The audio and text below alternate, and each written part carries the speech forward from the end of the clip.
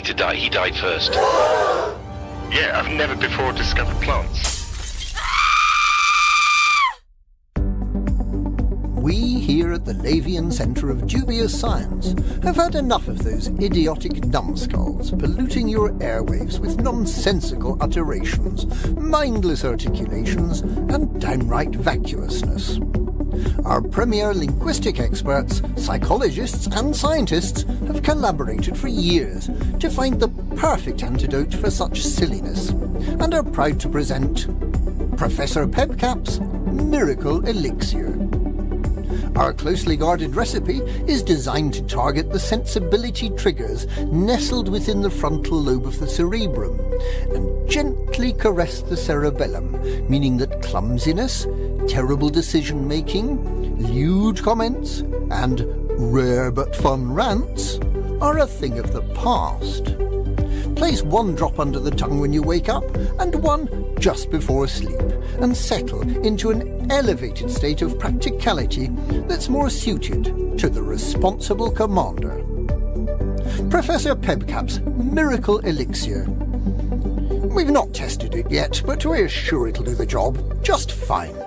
Hi, I'm Trent Stephen Findless Jr., and I'm here to tell all you pilots about a great new service. Take a listen to my friend, Pete. My name's Pete and I'm a long-distance haulier. I drive a Puma shipping farm machinery from Leasty to Saweo.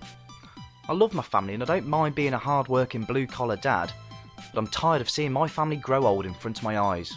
Every time I make the run there and back I lose 15 days in hyperspace. My family is starting to notice that they're getting older and I'm not. My wife had a baby last week, I did a week of shifts and now my kid's got teeth.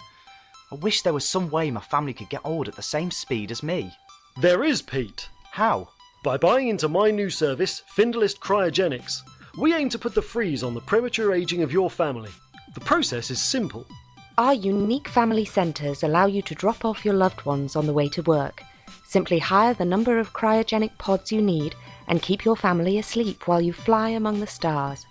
We ensure synchronicity with your flight patterns so they spend the same time awake that you spend in the cockpit.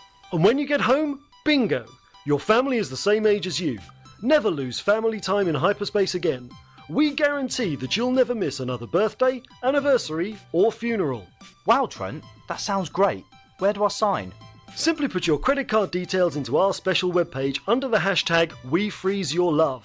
We'll take care of the amounts, no need to worry about that. It's so simple. I can't wait to keep my family in a secure block of ice. It's a weight off my mind. Findless Cryogenics, now at your local spaceport. Findless Cryogenics, because the family that grows old together goes cold together. Hey, you're tuned into Lave Radio. Next track is by Semtex. Track's called Journey, and it's out now on Second City Records. Make sure you follow Semtex at soundcloud.com/Semtex Dubstep. Fly safe, commanders, and keep it locked into Lave Radio. Joey, took a stone and knocked down the sun. And whoosh, it sizzled down so hard. And bloop, it bounced in his backyard. And gloop, landed on his toe. And the world was dark and the corn wouldn't grow. And the wind wouldn't blow. And the cock couldn't crow. And it was always night. All because of the stone and Joe.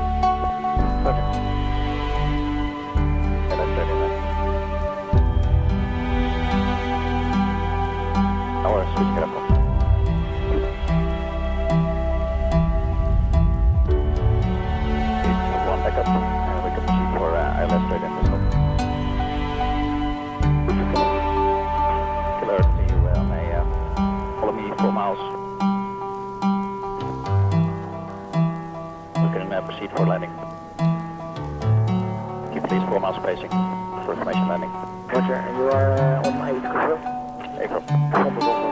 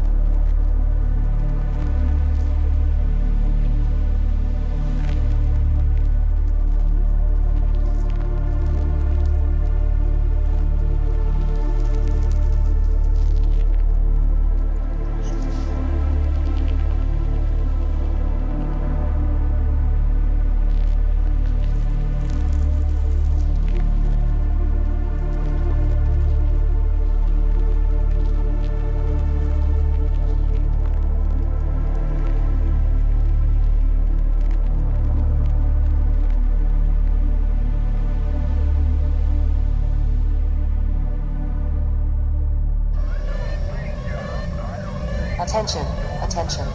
Lave Station infomercial. We interrupt your broadcast to bring you essential system information regarding the planet Lave. Lave Radio began broadcasting from Lave Station in early 3299. Originally, it was to be based in Ashuria and run by commercial entrepreneur Chris Gavin, but difficulties with transmission across the planet and system meant it was relocated to Lave Station. The Lave Radio team are Lave Station Commander Alan Stroud, Chief of Operations John Stapler, Station Entertainment's Manager Chris Jarvis, and Second Technician Vending Machines Chris Forster. Have you been affected by Azimuth Biotech's provocation of the Thargoid menace? At Turner & Fig, we're ready to pursue claims against Azimuth Biotech as part of our class action lawsuit. My son has started worshipping the Thargoid god and keeps bringing home human sacrifices. Am I entitled to compensation? Yes, you are. My daughter was aboard the Bright Sentinel. I keep calling Azimuth to find out where she is, but I always get their voicemail. Thank you for calling Azimuth Biotech. We're sorry, but Salvation is not available. Please leave your message after the tone. Am I entitled to compensation? Yes, you are. I was selling escape pod occupants into slavery, but now Thargoids keep taking the escape pods instead. Am I entitled to compensation? I suppose so. Thousands, maybe millions of people are due compensation from Azimuth Biotech. Contact us today. Turner & Fig, cleaning out Azimuth Biotech for a huge portion of your compensation. Hello, Commanders. My name is P.A. Groove/Blurred Vision. You are listening to my track Space Hopping. If you like to listen more of my work, please visit soundcloud.com/P-A-Groove. Fly safe and enjoy the show here on Lave Radio.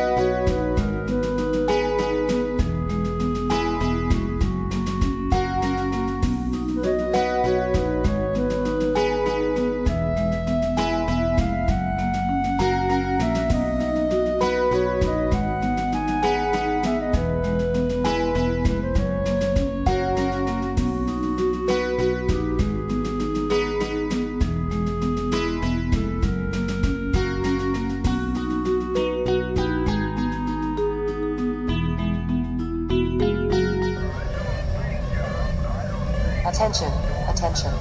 Lave Station infomercial. We interrupt your broadcast to bring you essential system information regarding the planet Lave. Form feedback from Karash. Hey guys, my sis wants you to do fake weather reports of what the forecast is like for Lave next week. Answer. Planet-wide weather data is difficult to collate. However, we have enclosed the forecast for Ashuria over the coming week. Tomorrow morning will be cloudy, with a chance of rain. Temperatures range from 12 to 17 degrees Celsius, or 285 to 290 Kelvin. Citizens are reminded to wear filter visors where possible to minimize exposure. The afternoon will turn colder, but visor recommendations remain in place. Rain is expected this evening with elevated levels of hydrogen. Listen here, ladies. While your man is out and about bringing home the bacon, you need to make sure you look your best, which is why we present to you our Lady Shave. It's small enough to fit into your dainty lady hands and releases a perfumed scent as you cut away that ghastly body hair. Listen here, ladies. Say no to substandard shaving. At Saracen, we believe a woman deserves a shave as good as a man's. Introducing the Panther Clipper for women. Gone are the days of your unruly body hair making you look like a bedraggled alpaca. The Panther Clipper is the biggest, baddest shaver credits can buy. And now, it's available in pink. A shave so smooth you'll need a tighter Dominator suit. The new Panther Clipper Lady Shave from Saracen. It's exactly what you've been asking for. In pink. Hello Commanders, my name is Devastat and next up you're listening to my track Do Androids Dream. If you'd like to listen to more of my work, please visit soundcloud.com/Devastat. Fly safe and enjoy the show here on Lave Radio.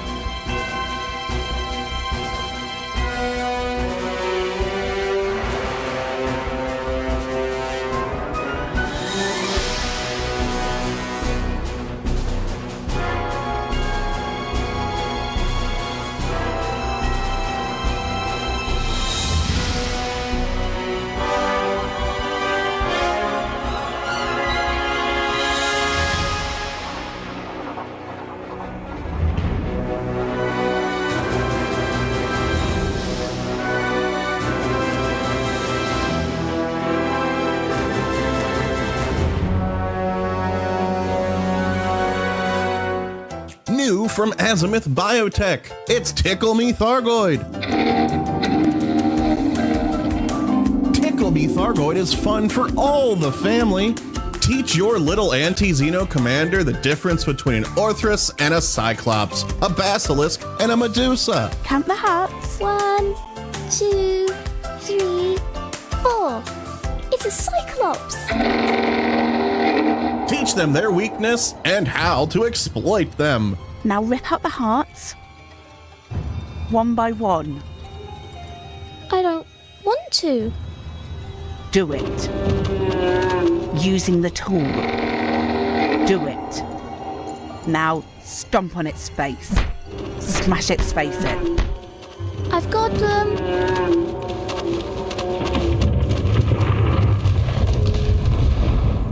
Tickle Me Thargoid. Available now from branches of Lave Toy Depot and other retailers.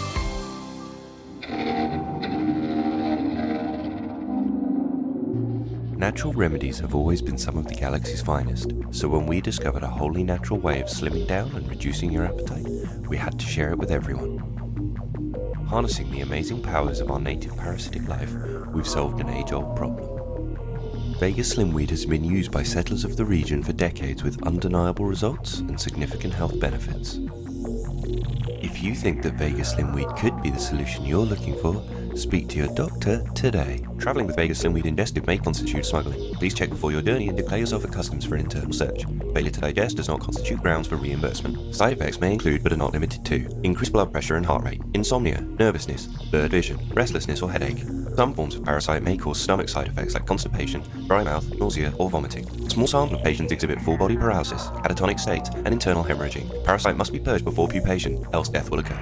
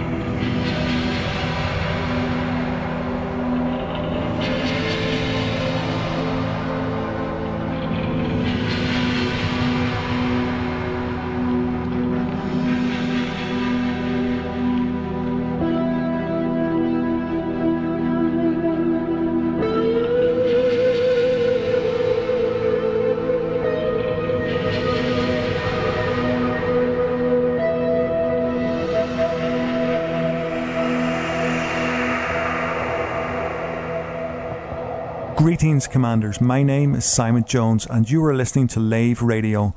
This next track is called In Stasis. To hear more of my music, visit soundcloud.com/Simon Jones UK. Stay safe out there, Commanders.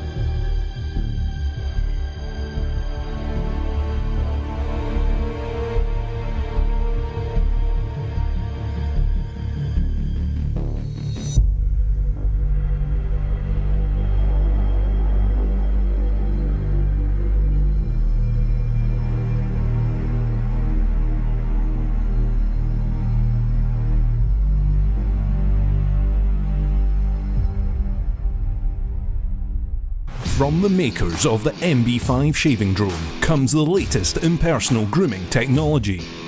Here at Saracen, we've heard your request loud and clear. You want something new. Applying all the recent technological advances. Introducing the Panther Clipper. Gone are the days of your unruly body hair making you look like a bedraggled alpaca. The Panther Clipper is the biggest, baddest shaver credits can buy. A shave so smooth it'll shave 10 milliseconds off your buckyball time. The new Panther Clipper from Saracen. It's exactly what you've been asking for. Natural remedies have always been some of the galaxy's finest, so when we discovered a wholly natural way of slimming down and reducing your appetite, we had to share it with everyone. Harnessing the amazing powers of our native parasitic life, we've solved an age-old problem. Vega Slimweed has been used by settlers of the region for decades with undeniable results and significant health benefits. If you think that Vega Slimweed could be the solution you're looking for, speak to your doctor today. Travelling with Vega Slimweed ingested may constitute smuggling. Please check before your journey and declare yourself at customs for an internal search. Failure to digest does not constitute grounds for reimbursement. Side effects may include, but are not limited to, increased blood pressure and heart rate, insomnia, nervousness, blurred vision, restlessness or headache. Some forms of parasite may cause stomach side effects like constipation, dry mouth, nausea or vomiting. A small sample of patients exhibit full body paralysis, catatonic states and internal hemorrhaging. Parasite must be purged before pupation, else death will occur. Greetings, Commanders. Second Tech at the mic. The next track is Sphere World by Two Quiet Sons. This is taken from their album Kelper Mission, which is available to buy on iTunes. Check out more of their work on soundcloud.com/Two Quiet Sons.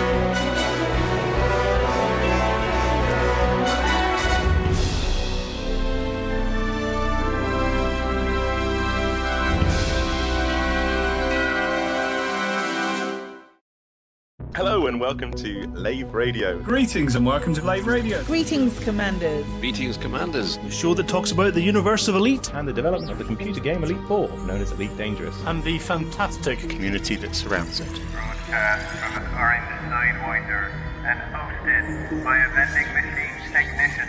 A place of nonsense and innuendo for forum dads. A self-contained podcast 2 hours long. Transmitting to every corner of the galaxy.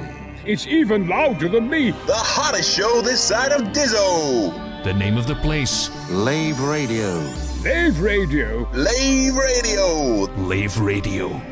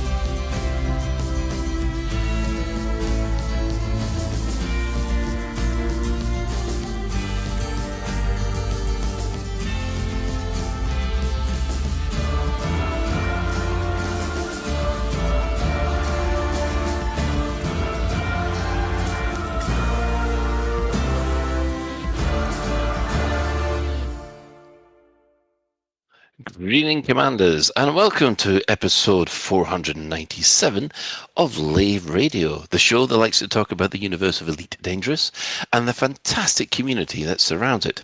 I'm your host, Commander Phoenix to Fire, otherwise known as Colin Ford, Chief Archivist of Lave Station, and joining me in the Orange Sidewinder bar for this episode, we have, as usual, our Head of Health and Safety, Commander Ed Levice, otherwise known as Ben Moss Woodward. Excellent. We have our Staff Liaison Officer, Claire Good, otherwise known as Commander Psykit. I got my full name today, gang. I'm going up in the world. You are. We also have our welcome back from illness, our SRV Banksy, that's Commander Alec Turner. Yeah. Hello. Hello all. Hello. Hello. Welcome back. And joining us for this special occasion, we'd like to welcome the Chief Bar Steward himself. That'd be Commander Psykokow, otherwise known as Grant's Psykokow Wilcott. Is that my middle name? Jeez, I've got to tell my mum. Hello, everybody. Yeah, he's Hi, back. Cow. Hi, Hello. So, if you wish, you can join us live. Ben's hanging out in game at Lave Station at the moment, but he might go somewhere else. So you can Basically, annoy it him. depends how much I'm melting. And Melting? how much I'm melting on my lethargy levels. Oh, okay. And if you can't get to us in game, you can always join the Twitch chat channel, which you can access through laveradio.com/live, click on the live chat, or go on to twitch.tv/laveradio or YouTube/laveradio. We're broadcasting to both places at the same time. Multitasking's ours. Right, let's have a quick dash on the crew, see how they've been doing. And this time, we'll welcome back Alec Turner and see how... are you better?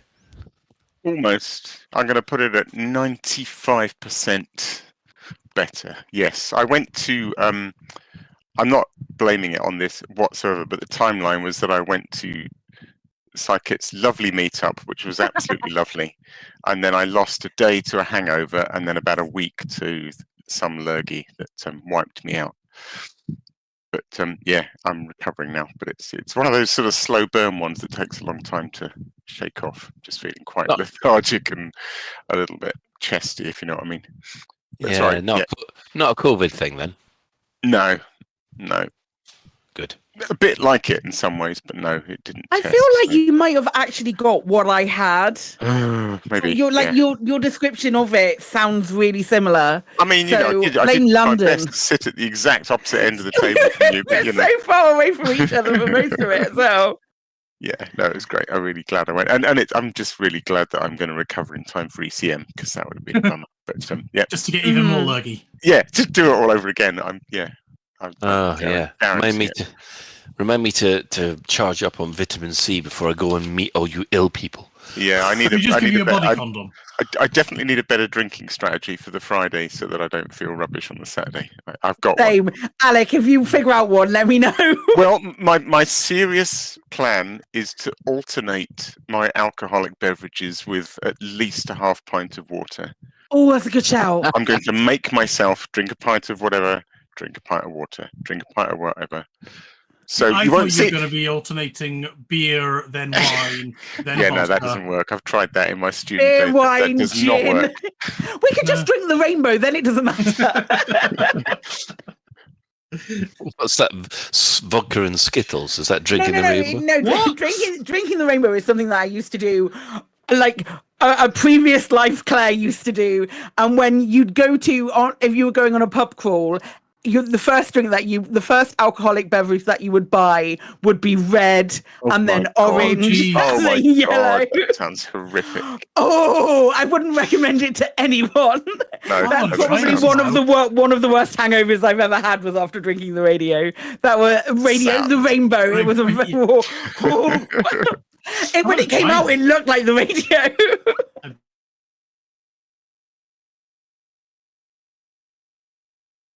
Game stuff, Alec, or has it just been recovery time? Mostly recovery time. I did go and see Fly Me to the Moon. I took my cold and just went and sat in a nice air-conditioned cinema and watched Fly Me to the Moon with Channing Tatum, Scarlett Johansson, and Woody Harrelson, it was great. I really enjoyed it. Actually, it's a great cast and a funny script, and it's sort of it's about the moon landing, but also about maybe faking the moon landing or maybe not. I'll let people see it themselves. You mean the backup, just in case they didn't make it? Yeah, it's really enjoyable film, actually. Nice film.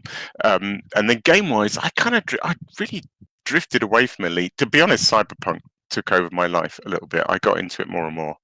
And I found it quite hard to tear myself away. And then the new Buckyball race kind of appeared on the horizon, and I took a long time to motivate myself, but I have finally put Cyberpunk on the shelf for a bit and got back into Elite and did my first Buckyball run today. It went really well, actually. I was really pleased with it, right up until the point where I was meticulously going through the video to timestamp every little bonus thing to make it easier for Clarissa, who's doing race organisation for their first time. I think finding it.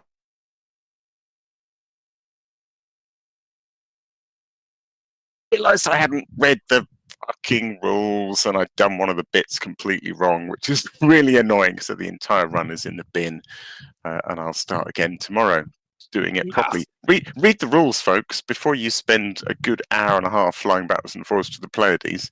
Read the rules, he says to himself. Oh, that's told you, hasn't it? It has, yeah. Yeah. Okay, we'll move on to Ben. How have you been this week? I've been good this week. I'm mildly melting at the moment, but on Thursday and Saturday I went off to see Deadpool, and no spoilers, but I did thoroughly enjoy it. I also went on Saturday. I also went to see Inside Out 2, and I also really, really enjoyed that. But then I'm always down for a bit of Pixar stuff. Game-wise, the only game I've actually played since last week is Dragon Age Oranges.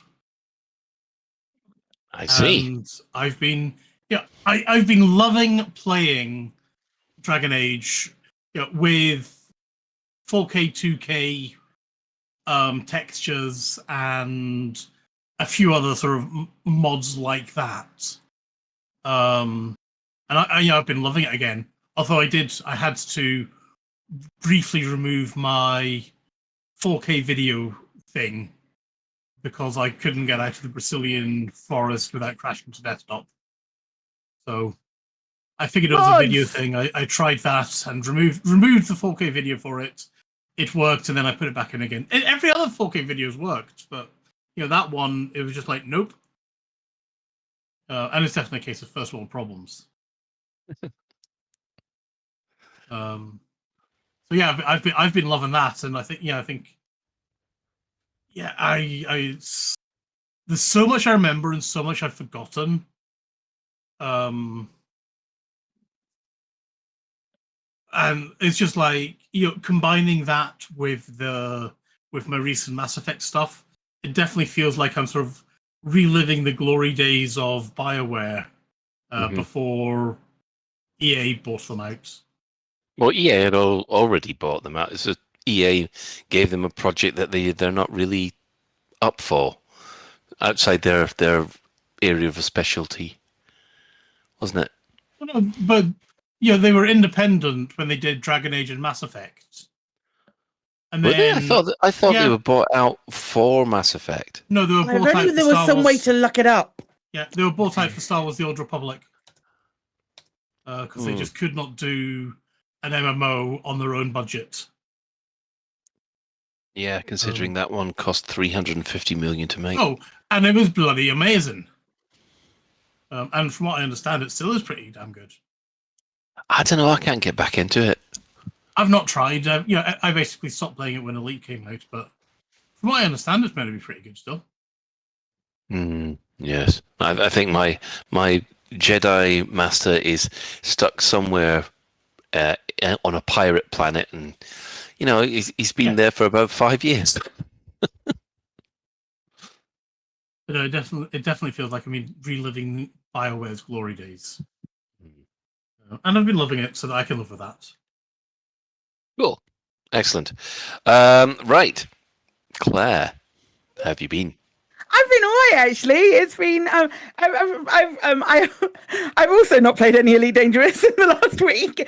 I've been playing a lot of No Man's Sky. The expedition came out, and we completed it over like 2 sessions. It's about 8 hours of gameplay. The No Man's Sky update is phenomenal. It's so good. I'm a huge fan. Have they actually allowed you to use HOTAS with it yet? Oh God, no! But the ship flying is barely really any part of. It's a bit of a game, but it's much easier to use mouse and keyboard with it than it is to use anything else. It's really because it's more arcadey. It doesn't have all of the degrees of motion that you would expect from a HOTAS, so I prefer it. What else have I been doing? You prefer mouse and keyboard over gamepad for it? Yes, I do. Okay, because I know I don't play gamepad with many things. Yeah, no, I like mouse and keyboard for it really nicely. It works really well. I'm confusing and weird then. Yeah, I really like it. What else have I been up to? I'm still on hardcore. I've done a big overhaul of my website. I am in the process. It's been asked for a couple of times. I'm quite happy with my the order in which I complete everything in Mass Effect, and I think I have it down now to a situation where it makes sort of like leveling sense maybe, but where it makes narrative sense and who to take to get the best stuff, the best interactions and the most unique dialogue. Like I was telling Ben about something that you have to save tally for really really late on because it opens a huge amount of dialogue that you just wouldn't know was there. But I've actually got to a point where I've sat down and I've written it all up now after Mass Effect 3 has gone through maybe 7 different adjustments. So I've been working on a spoiler-free narrative, the best narrative experience walkthrough in my personal opinion for the game, but trying to be spoiler-free. So that I've been playing about with that, and that's been really fun because sometimes my computer gets really hot when there's games, and at the moment it is a big my whole house is big, insulated, and really, really warm. What else have I been up to? Gaming-wise, I played a new game today. It's a 3-hour game. It's only a 10 on Steam at the moment.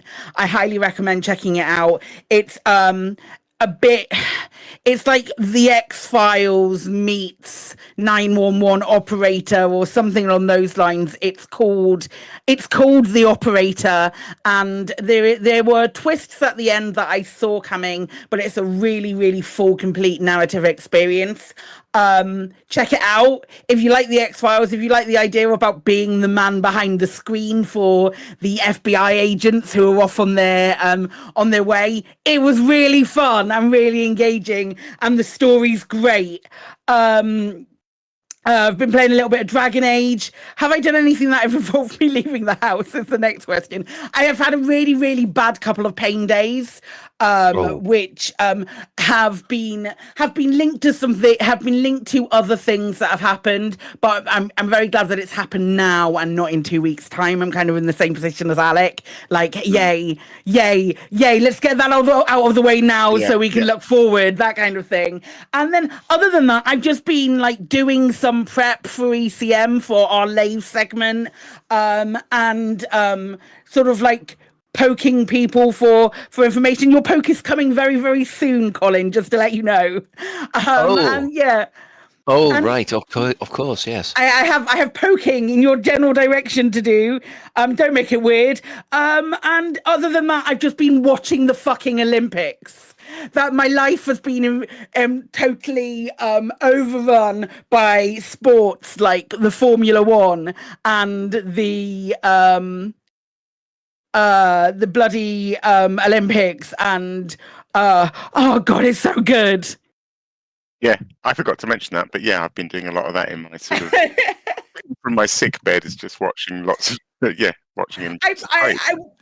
My sister rang me to wake me up to tell me that someone was doing something in the pool at 9:30. She rang me to wake me up to tell me that there was a gold medal thing that was happening. We're both pretty much obsessed with it, and she rang me to tell me that this was happening at 9:30, and then she rang me back and she was like, "It's 9:30 p.m. I'm really sorry, I'm a little early." I was just like, "Oh shit!" But yeah, I'm like obsessed with the Olympics, and I love it so much. I get like 1 week, a couple of weeks every 2 years to go absolutely nuts for sports that I don't get to see on the TV very often. So I don't watch a lot of telly. It's on all the time. The Olympics week.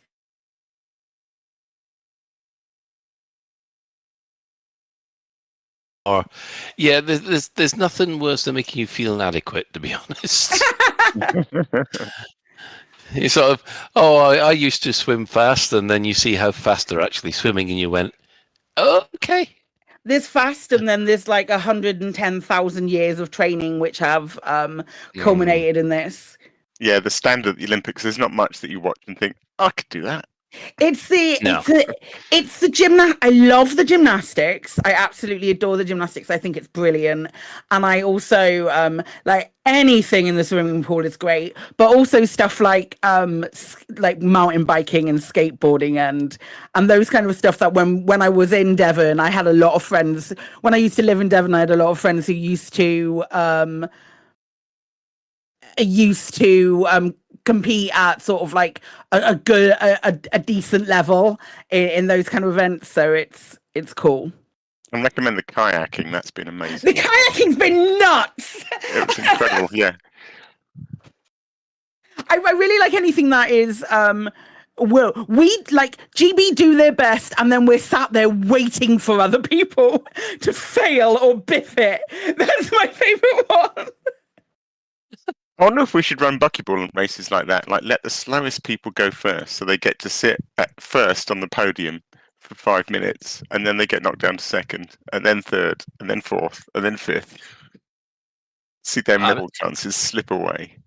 I was just blown away by the tennis, because as usual, I was watching Andy Murray, and they're going, "Oh, he's going out," and then they just played a blinder. I just couldn't believe it.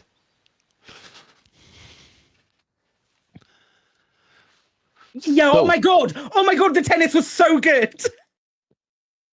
There's been so many cool things that have been so good to watch and so enjoyable, even when we haven't been involved. I love it. I love it.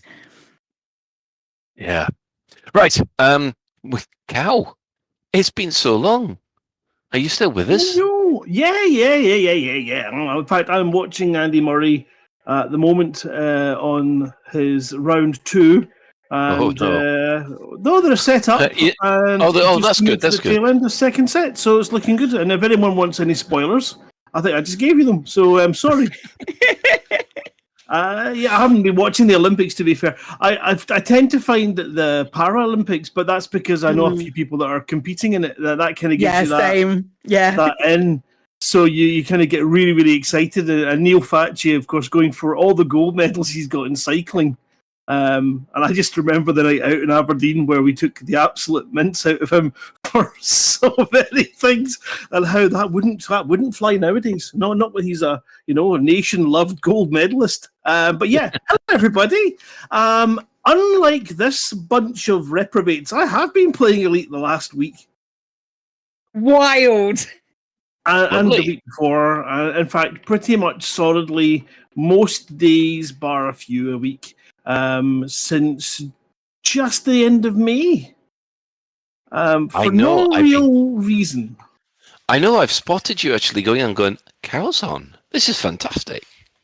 Yeah, and I've been on for long sessions. I've mostly me making my fortunes in wars, and again, I've always loved the BGS from when it first came out, which was just so much fun to have a point of a game that you could affect the universe tangibly, and see the results of running missions for your faction and watching them climb, get them into war, and then fight like heck to win the war, take the assets. Although it was quite, we won Onesie Station, which was great, and then we kind of allowed it to get taken back by the previous owners eventually. And then I noticed that when I docked up, the amount of rubbish and litter that they let happen in that station is disgusting. And I think, possibly we need to take it back just to give it a good clean. So I didn't know that was a thing. No, you've got to say it correctly. You've got to go full Scottish. Disgusting. Disgusting. No, I can't do that. And I've been doing engineering. I have engineered my ship. I managed to finally get Elite in combat, which was just the last little bit that all these wars have helped me get to. I got my federal rank ground up so that I could get the what's it called? I'm flying it now. The Corvette. Corvette. Yep. So that's like 9.5 years to get combat Elite. Yeah. On and off. Maybe take a couple of years off just for a wee break. But it's been, it's been enjoyable. There's still so many things to try in the game, and so many things to like, and so many things to abjectly hate. Yeah. Yes. But yeah, other than that, real life wise, not great, not brilliant, not awful. I'm unemployed for the first time, which is quite cool. And also, if you've ever been unemployed after running your business for 14 years, you know the pain. Yes. It's not pleasant, that. Everything's a brick wall. Pretty much. Well, on that uplifting note... I'm not. I'm happy. I'm all right. It's all good. It's all. I say, don't worry too much. It's not one of those things where it's all doom and gloom. Well, it is for my brother, but not for me. Right. Well, on a more positive note, my leg's getting better. Congratulations. Yes. That's the first time I've actually ridden the route, and I passed where I fell, and yeah, there is a massive hole in the road. Which you are aware of what you need to do to get that fixed, aren't you, Colin? Calling it more, isn't it? No, what you do is you spray paint a cock and balls over there, and they will fix any pothole that you spray a cock and balls over it. Especially if the pothole itself is one of the balls. Brilliant. That's the only way to get the council out to actually fix the pothole, Because they come out and clean they come out and clean the graffiti off, and then they fill it in while they're doing it. Technically, it's had your cock and balls in it. Yeah, near enough. Yeah. So that was that. I've been playing a lot of Elite Dangerous this week as well. Mostly been concentrating on learning how to do megaship missions, which I am loving. Disabling turrets and hacking comms is surprisingly fun and a little nerve-wracking, especially when the entire thing goes to red alert on you and then calls in reinforcements. So yes, so it's a case of quick hack and go. And I love it. I did find out that is hack and go a sort of an Aldi version of wash and go? Yeah, I was trying to think of something ruder, but I just couldn't be bothered.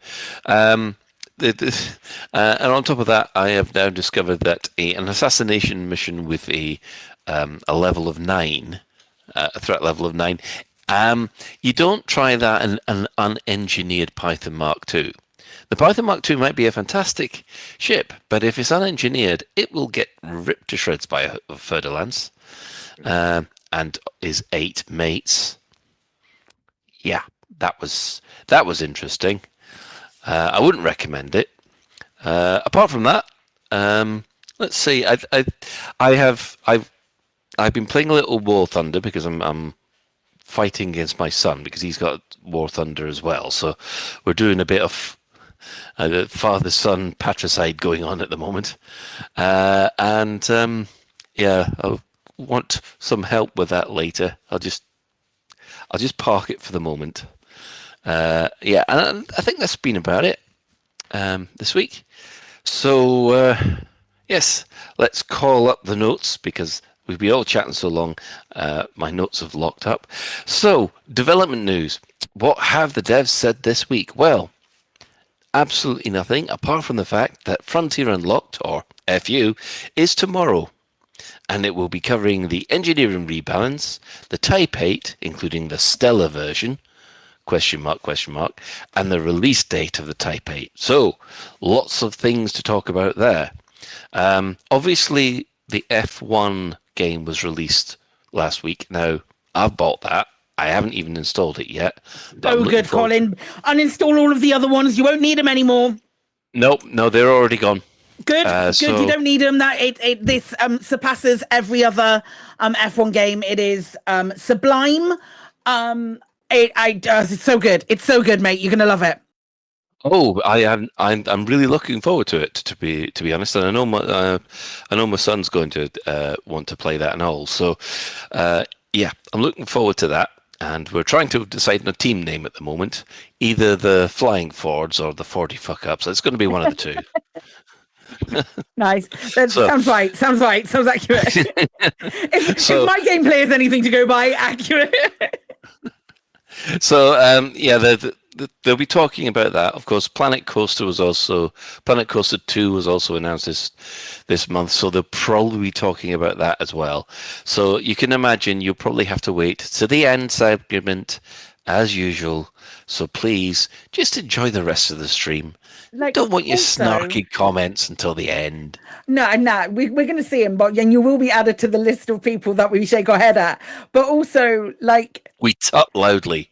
Planet Coaster 2, it's going to be so cool.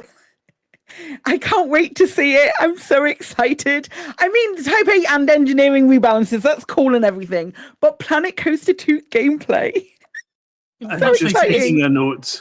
Enter no Frontier raffles for the foreseeable future.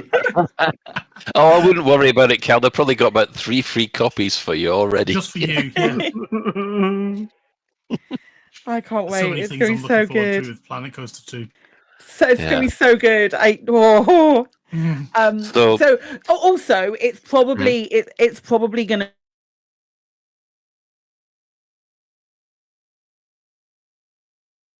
go, actually everyone's here for Elite Dangerous. You're not. You're fucking wrong. Yeah, you're not, because I must admit, from what I've seen from the F1 side of things, that it might be enough to turn it around. I think. Mm-hmm. I'm hoping so. Anyway, right. I guess we'll just have to tune in to next week's Lave Radio to catch up with what we thought about everything that they covered. So, until then, moving on. So, I'm going to hand over to Alec for the community news. And now, to the community coroner.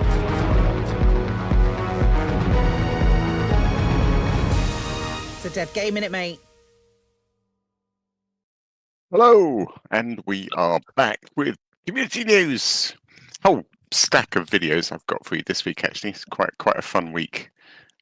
First one, I'm hoping some of you might have seen already, actually, because it's been out a while. It is called Jameson Elite Dangerous by Indigo, not that one. And I think basically in his video description, he says, with the major update that introduced the Titans to Elite Dangerous, we now know what Jameson could have seen during his mission. Enjoy this cinematic recreation. So that's the premise, basically using in-game visuals for Titans and things to recreate Jameson's last mission. It's fantastic. I really enjoyed this. I've not seen it. It sounds really dope, though. It's great. It's so atmospheric, and it's got the Jameson voice logs playing over it. You know, hey ho, kiddo, all that kind of stuff. But it's got actual in-game footage to go with it. I really like that voice actor. They should give him awards. Yeah. It was really good.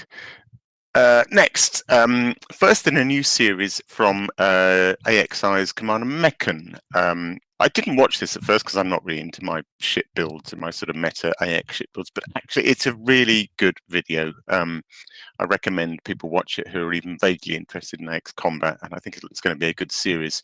So it's called Bug Smashers. This is episode 1. Is the AX Chieftain past its time? Prime, sorry. And it's nice. It kind of does an overview of the history of the Chieftain and why it was kind of the meta AX ship and why it's been surpassed. And then it does really nice breakdown on, all sorts of all the lovely detailed stuff that you want, like the loadout and the recommended sort of priorities and pit management and then it finishes with a sort of couple of minutes of actual in-game footage of the Chieftain in action. It's a really well put together video. So I think this is going to be a great series, actually. Not my kind of thing, but still really, really nice to see the, proper, solid information on these ships. I did like the way that he kind of explains, the reasons and the way to use the different loadouts and why it's better. It's a really, if you've never done AX fighting, you've got no idea why do I need all this stuff. This video is quite good at showing you the benefits and also your other choices. Yeah, it's really well put together. What I really need is a good tutorial on how to use the bloody flat cannon, because I can't hit anything with a damn thing. It'll be timing, I guess. I haven't used it. There'll be loads out there, but I assume it's a timing thing, isn't it? That's the one where you have to... What's it meant to be used for? Because I use it for something. I used it for farming brain cheese, and it's brilliant. It's meant for the Thargon swarm. It is, yeah. So you're supposed to use it to hit the Thargon swarm when it comes at you, so that you can reduce it down to something that doesn't hurt you as much as the swarm does. So it's one of those hold and release weapons, isn't it? So there's a timing thing. You press it and you hold it, and I think there's even a bit of your HUD that goes red, and you just let go when it goes red, and it. Yeah. I mean, it looks great when it explodes. It's a fantastic effect when it explodes, but I just can't hit squadly with it. And I am using the right one. I'm not using one of the funny ones that you got for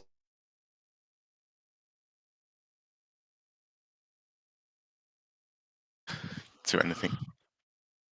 What else we got? We've got a nice video from Loot and Grind called Fun Challenges You Must Try in Elite Dangerous. It's kind of a nice partner to last week's video where he did mistakes or something, all the mistakes he's made. Mm-hmm. So it's just a nice... I quite like the ethos of this. It's just kind of... if you're sort of getting a little bit bored, just challenge yourself in different ways. So he does a little bit of FA off canyon racing.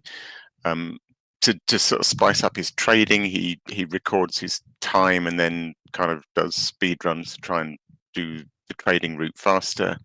All those kind of little things. Arranges to meet someone he knows in deep space, and that sort of gives you a purpose and a goal and a just nice, really simple little suggestions for how to spice up targeted gameplay. that? I mean, I did watch it, but I found that it was obviously sometimes things are for you and you've got some ideas and stuff, and some of the challenges are definitely ways of sort of spicing up the mundane.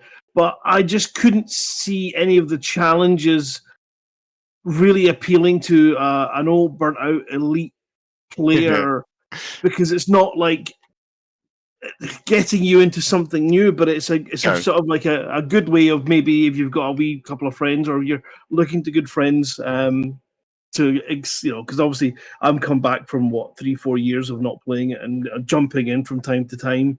So what is it that gets you to stay? Well, it definitely is going to be community, and I think if he was the community aspects of that video of how to get into a squadron and fleet, he kind of maybe glossed over. So maybe in the series, he can say how to meet people in Elite, and that would definitely be a really good. Yeah, that would be nice. I mean, Loot and Grind has this sort of very chilled, laid-back style, and he's into very sort of a lot of sort of soothing and relaxing gameplay. I mean, I did think when he was talking about doing the trading speed runs and things, I was thinking come buckyball racing, because that's what it's all about, is doing setting yourself a time and then trying to do it faster and do it with other people, and it's really good fun. But I think he's a little bit more. I think he just likes to do things at his own pace. But yeah, he makes quite pleasant videos.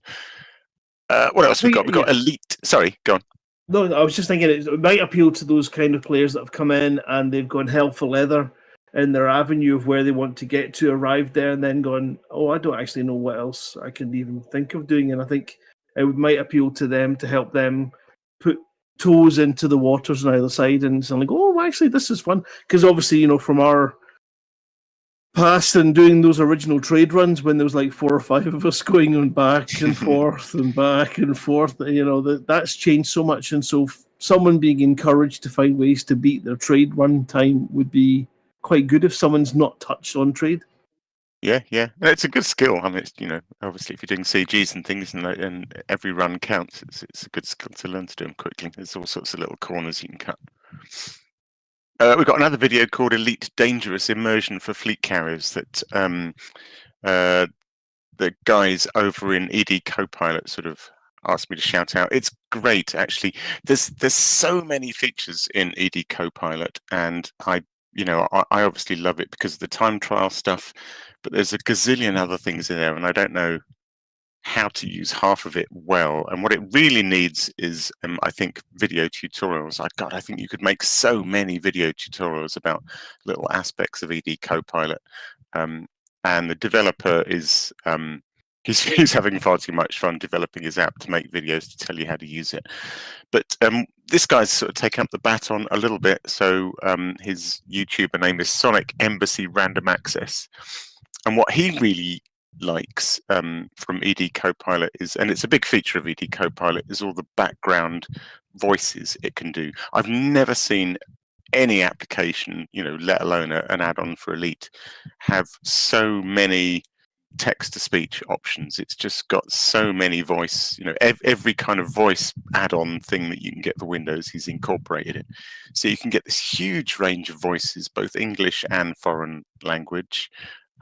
I think he incorporates AI to make up things for them to say. You can have multiple characters that almost kind of talk to each other.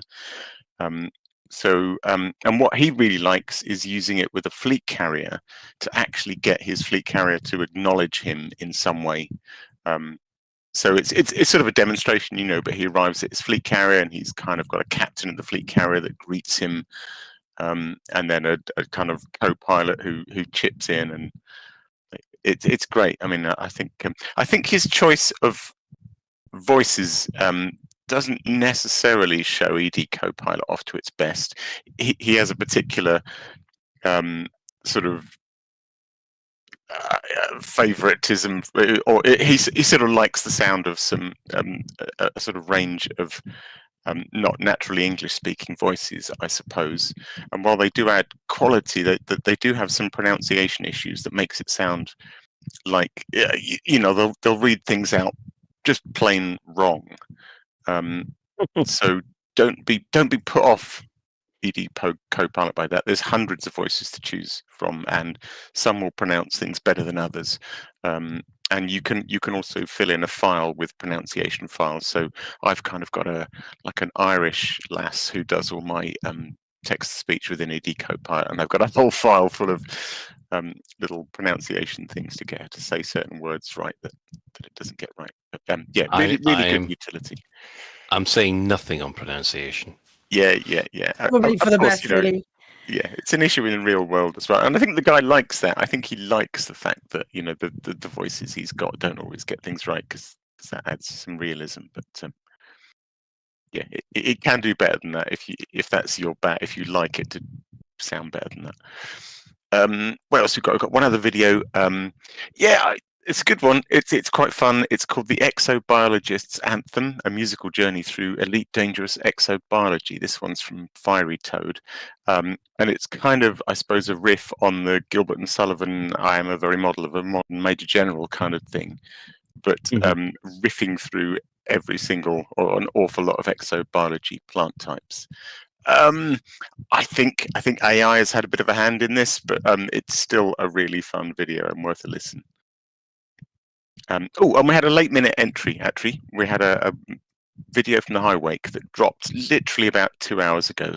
And I think this one's rather appropriate for Psykokow, because it's called Return to Elite Dangerous, and it's all about a player who's been away for a while and decides to come back to Elite Dangerous and gets sucked back in. It's a really nice, classic little High Wake cartoon. A couple of other points just to finish off Community Corner. I just wanted to send out congratulations to Commander Homburger.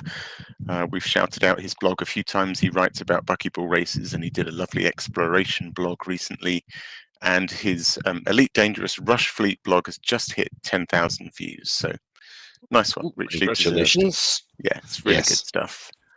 I will touch on the buckyball race. I don't want to spend too much more time on it, but it is on now. It had a bit of a shaky start. I mentioned earlier Clarissa, who's running this, is very new to this.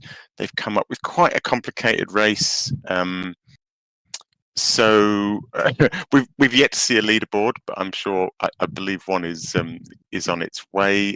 Some of the rules and things didn't quite solidify until later on, but it is underway now. You can do, people are doing runs, so I expect we'll get a scoreboard soon. And it runs until the following Monday. It's also not actually as complicated as it seems. It's basically you start near the Pleiades, and then you zoom off to the Pleiades, and you can visit 4, 5, 6, or 7 of the Pleiades systems, land at their stations, and come back. And then there's a few other bonuses to do with not having shields and not having life support, and visiting a beacon to get some extra points. But it's not as bad as it sounds. It's actually a fun little, pretty standard buckyball race. Runs till Monday, I think. Excellent. And that is me. Excellent. So if you have a community event that will be taking place soon, and you'd like us to shout about it across the airwaves, tweet the crew at Lave Radio, or email us at info@laveradio.com. So let's have a look at the in-game events. What has been happening this week? Well, we didn't think there's going to be any Galnet news at all. And then 2 hours ago, they actually dropped some. And this is the Lakon Spaceways Discuss Supercruise Overcharge Challenge, where a lot of shareholders function hosted by the Lakon Spaceways has revealed further details of the recently announced Type 8 trader. So yes, this is the build-up for the Type 8, which of course we'll hear more details about tomorrow. So yes, that's just a lot of people saying, there's been design challenges.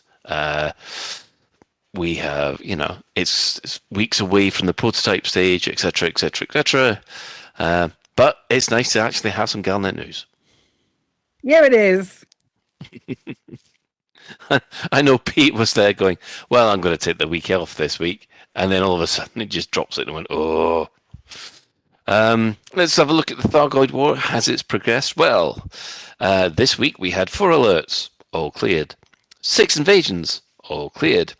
556 control systems, with 22 of them cleared so far. 11 systems are now in recovery, and at this rate, Thor will become vulnerable in 2 weeks. You know, the same weekend as ECM. So, do stuff on Thursday. Yeah, it's your Thargoid Thursday. Yeah. Oh, so, dear. I know. But, yeah, it does seem that things are speeding up a lot. I thought Thor would last a lot longer, but obviously not. No, right. it's slowing down now because there isn't a Spire site that can be used. Oh, is that all the Spire site? Yeah, so the Spire site is done. So it's now got a bit. It's now the end creep is my understanding. Can I just very, very quickly touch on the Galnet article? Certainly. Okay, cool. Because there is somewhere. Hang on, where did it say it? I saw it earlier. So the typo to speak. Our adjustments resulted in the largest ship frame to attain a size classification of medium. Where did I thought what Profane Pagan was saying in chat then was, does it mean that we won't have SEO enabling large ships? Am I blind and am I in some kind of fever dream that I've read that they can't do large ships, or the adjustments resulted in the largest ship frame to attain the size classification of medium? Maybe it doesn't because I don't know. Yeah, I didn't read that into it. Yeah, I don't see it. No. I don't see it now, but I read it earlier thinking, it means that we're not going to get any large ships, but I'm incorrect. Sorry. I mean, you can have seen. Sorry. Okay. No, you first, Alec. I was just going to say one thing I have seen people getting from this Galnet, which I think I'd sort of picked up Arthur saying this much earlier. You know, when Arthur first started hinting we were getting new ships or variants, and he said they've got this new unique feature, and we didn't know what it was. There was lots of speculation. I mean, the unique feature is Supercruise stability. I haven't actually used a Python Mark II yet, but you know when you do you do your sort of long bursts of Supercruise overcharge and the ship starts wobbling all over the place. As I understand it, both the Python Mark II and the Type 8 don't have that. They fly straight as an arrow, is what I'm imagining. They fly straighter than a normal ship, or nice. And I think that will continue. I mean, I don't think this is a surprise anymore. I think all the new ships will have this sort of new frame in mind that works well with Supercruise overcharge. That's their gimmick. Mm-hmm. Yeah, cool. Does it use burn less fuel and? Oh yeah, it burns. It still generates heat, but it burns far less fuel. I must admit, I don't.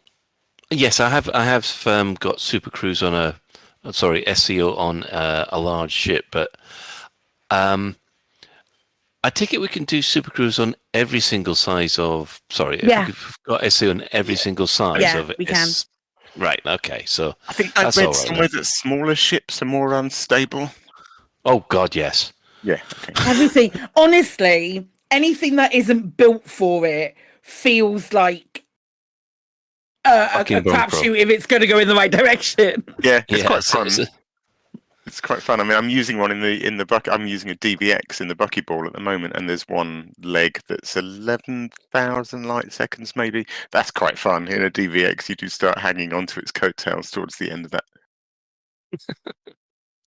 Yeah, that does sound quite a lot of fun, actually. Right. Everybody okay to move on to an ad break? Mm-hmm. Okay. Right, we're going to take a quick ad break, and then we'll come back with the main discussion and the question of the week. Lave Radio, broadcasting to every corner of the galaxy.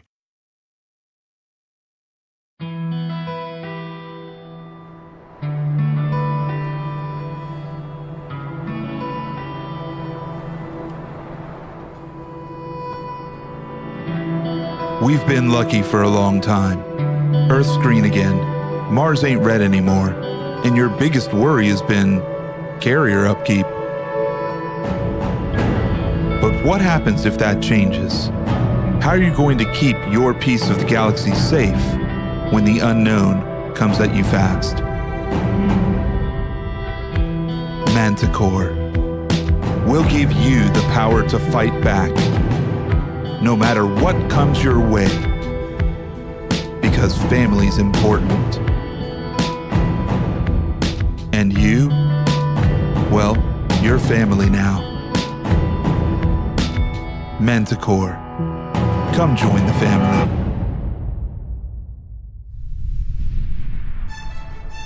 Out there's a ship just for you.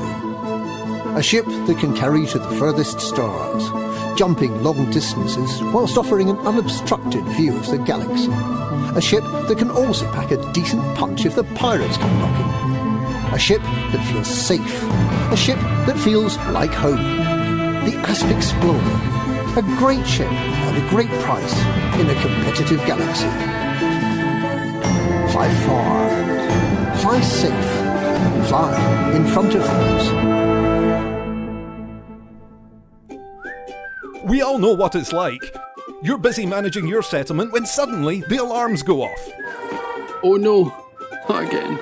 That's right. A commander with a Federation naval rank of Admiral, an Imperial King no less, has landed in a ship worth over 100 million credits and is killing all your staff, while they look around for a 10 credit adhesive to glue an upgraded scope to their 100,000 credit assault rifle.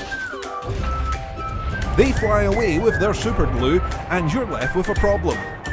How are you going to get your agricultural plant back up and running? How am I going to get my plant up and running? How are you going to find staff at short notice? How am I going to find staff at short notice? How are you going to deal with all those bodies? There's bodies everywhere, and they've stained the carpet. Wonder no longer. Call Aries Crime Scene Cleanup Services. Hello, I'm Harry, from Harry's Mine. After a sudden increase in robberies and murders by commanders since 3307, I've gained valuable expertise in cleaning up bodies, recruiting new staff and restocking stationary lockers. Now you can benefit from my experience by signing up to our Crime Scene Cleanup Service subscription plan. That's right. For only a small monthly fee, when your settlement alarms are activated, our rapid response cleanup crew will be dispatched, along with our patented Cadaver Scoop 150. The Cadaver Scoop 150 can be mounted to surface reconnaissance vehicles and skimmers to make tidying up your settlement a breeze. Wow, the bodies are gone. Our recruitment team has potential new employees on standby across the galaxy, ready to fill your vacant roles in security, logistics, administration, processing, and more. My plant's operational again. Thanks, Aries Crime Scenes Cleanup Services. Aries Crime Scene Cleanup Services. We'll have your settlement as good as new before the next ship arrives. Cadaver Scoop 150 disposal bags sold separately. Are you suffering from battle crabs? We advise White Star Cream. Gets rid of a battle crab after 3 shots. 07 Commanders, and welcome in. I'm Commander Psyche, and with me, as always, is Oh no, wait, this is Lave Radio. Sorry, that just got me mid. I love that so much. It's my favourite. Oh, man. Right. Well, basically, with it, I must admit, Frontier did surprise us when they said that they were rebalancing engineering and it was coming out soon. I thought that was on the cards for coming out after Power Play. So it's a pleasant surprise. I'm not knocking it. I mean, this has been in the off for at least the last 3 years, because I remember them asking on the forums about, oh, what do you think we could do to improve engineering? And then they got overwhelmed. And then a lot of the doomsayers said they asked that question 3 years ago and we haven't heard anything about it. Well, you're getting it now. Whinge more. Whinge will go and touch some grass. Take a little time to go outside and maybe play another game, and then those 3 years will fly by. You dabble in Cyberpunk. When you come back, it'll be sorted. Wait, no, go and play Star Citizen, and then you come back and really appreciating Elite Dangerous. Yeah. Wow, this game actually preserves my state from one update to the next. This is fantastic. What? What am I doing back in the hotel room again? Are we still doing Star Citizen jokes? I do, probably. No, trust it. We cannot take the mickey out of Star Citizen anymore because they're taking the mickey out of themselves. It's easy material. That's too easy. Right. It's the only thing that's taken longer than Psychokow's bathroom. Sorry, had to go there. Yeah, but now you've started it. Now someone's going to ask. I'm waiting for someone to ask quickly before someone asks about the bathroom. Right. Well, let's just go around the crew. I mean, what would you like to see from the engineering rebalance? Let us start using Cow, because this is why you wanted to come on. Yes. It is. Because I've been doing tons of engineering, and there's things in it that are frustrating. Do you know what? I think the thing that stands out the most is the difference between updates. So your Horizons engineering, and then your Odyssey engineering, and then the trading differences between the two, and how they're almost very similar. In fact, they're so similar that they could have been done the same way. And I think if they're doing rebalancing, that would go a long way. Like, for, why would I go to a barman, apart from the fact that doesn't make any sense? I mean, I'm a busy man. I don't have time to handle all your bloody bits and pieces. And, I've got just a USB stick and it's got a song by this band on it. Can I change it for the song with that band? No, you need 6 of them because that band's 6 times shitter than this band. And I don't, I don't understand why it wasn't more embedded with each other, because once you get the hang of the engineering and the trades and going to those, it doesn't suck. But it would have been so much nicer if you were like, so why do you have your encoded trade dealer and then you've got your barman who does all 3? Huh? And it's not just a specific barman in a specific station. No, any barman anywhere, apart from on your carrier, because they can't do that. That doesn't make sense. So I don't like that split, because that doesn't make sense. I get used to it with getting my ship, and I get really comfortable with it, and it's really, really easy. And then you hit Odyssey, and you're like, where do I get this stuff? I don't know. All right, well, I'm going to have to go and hunt down on Inara, and Inara's wonderful. And ED Odyssey Helper app is freaking phenomenal, useful. But what about, Mr. Newbie who's just in for the first time, hears that you can't do anything without engineering? How the hell do they know how to get materials? Other than randomly picking it up when they're out and about running missions or as mission rewards, and they're not consistent enough or reliable enough to be able to get them. Want manufacturing instructions? Yeah, I'd love to. But even if you're following any sort of farming maneuvers using your mode switching and such, it's still not consistent enough to be able to get what you need, apart from spreading it out over days and days and days, at which point you are bored shitless. So I think it would be nice if, one thing, certainly, if in-game there was a bit more direction on how to find particular materials that you required, and it would make sense for it to be in the codex under a section about those materials and how you might find them, just to give people hope. Just hope. You mean the hope that kills you?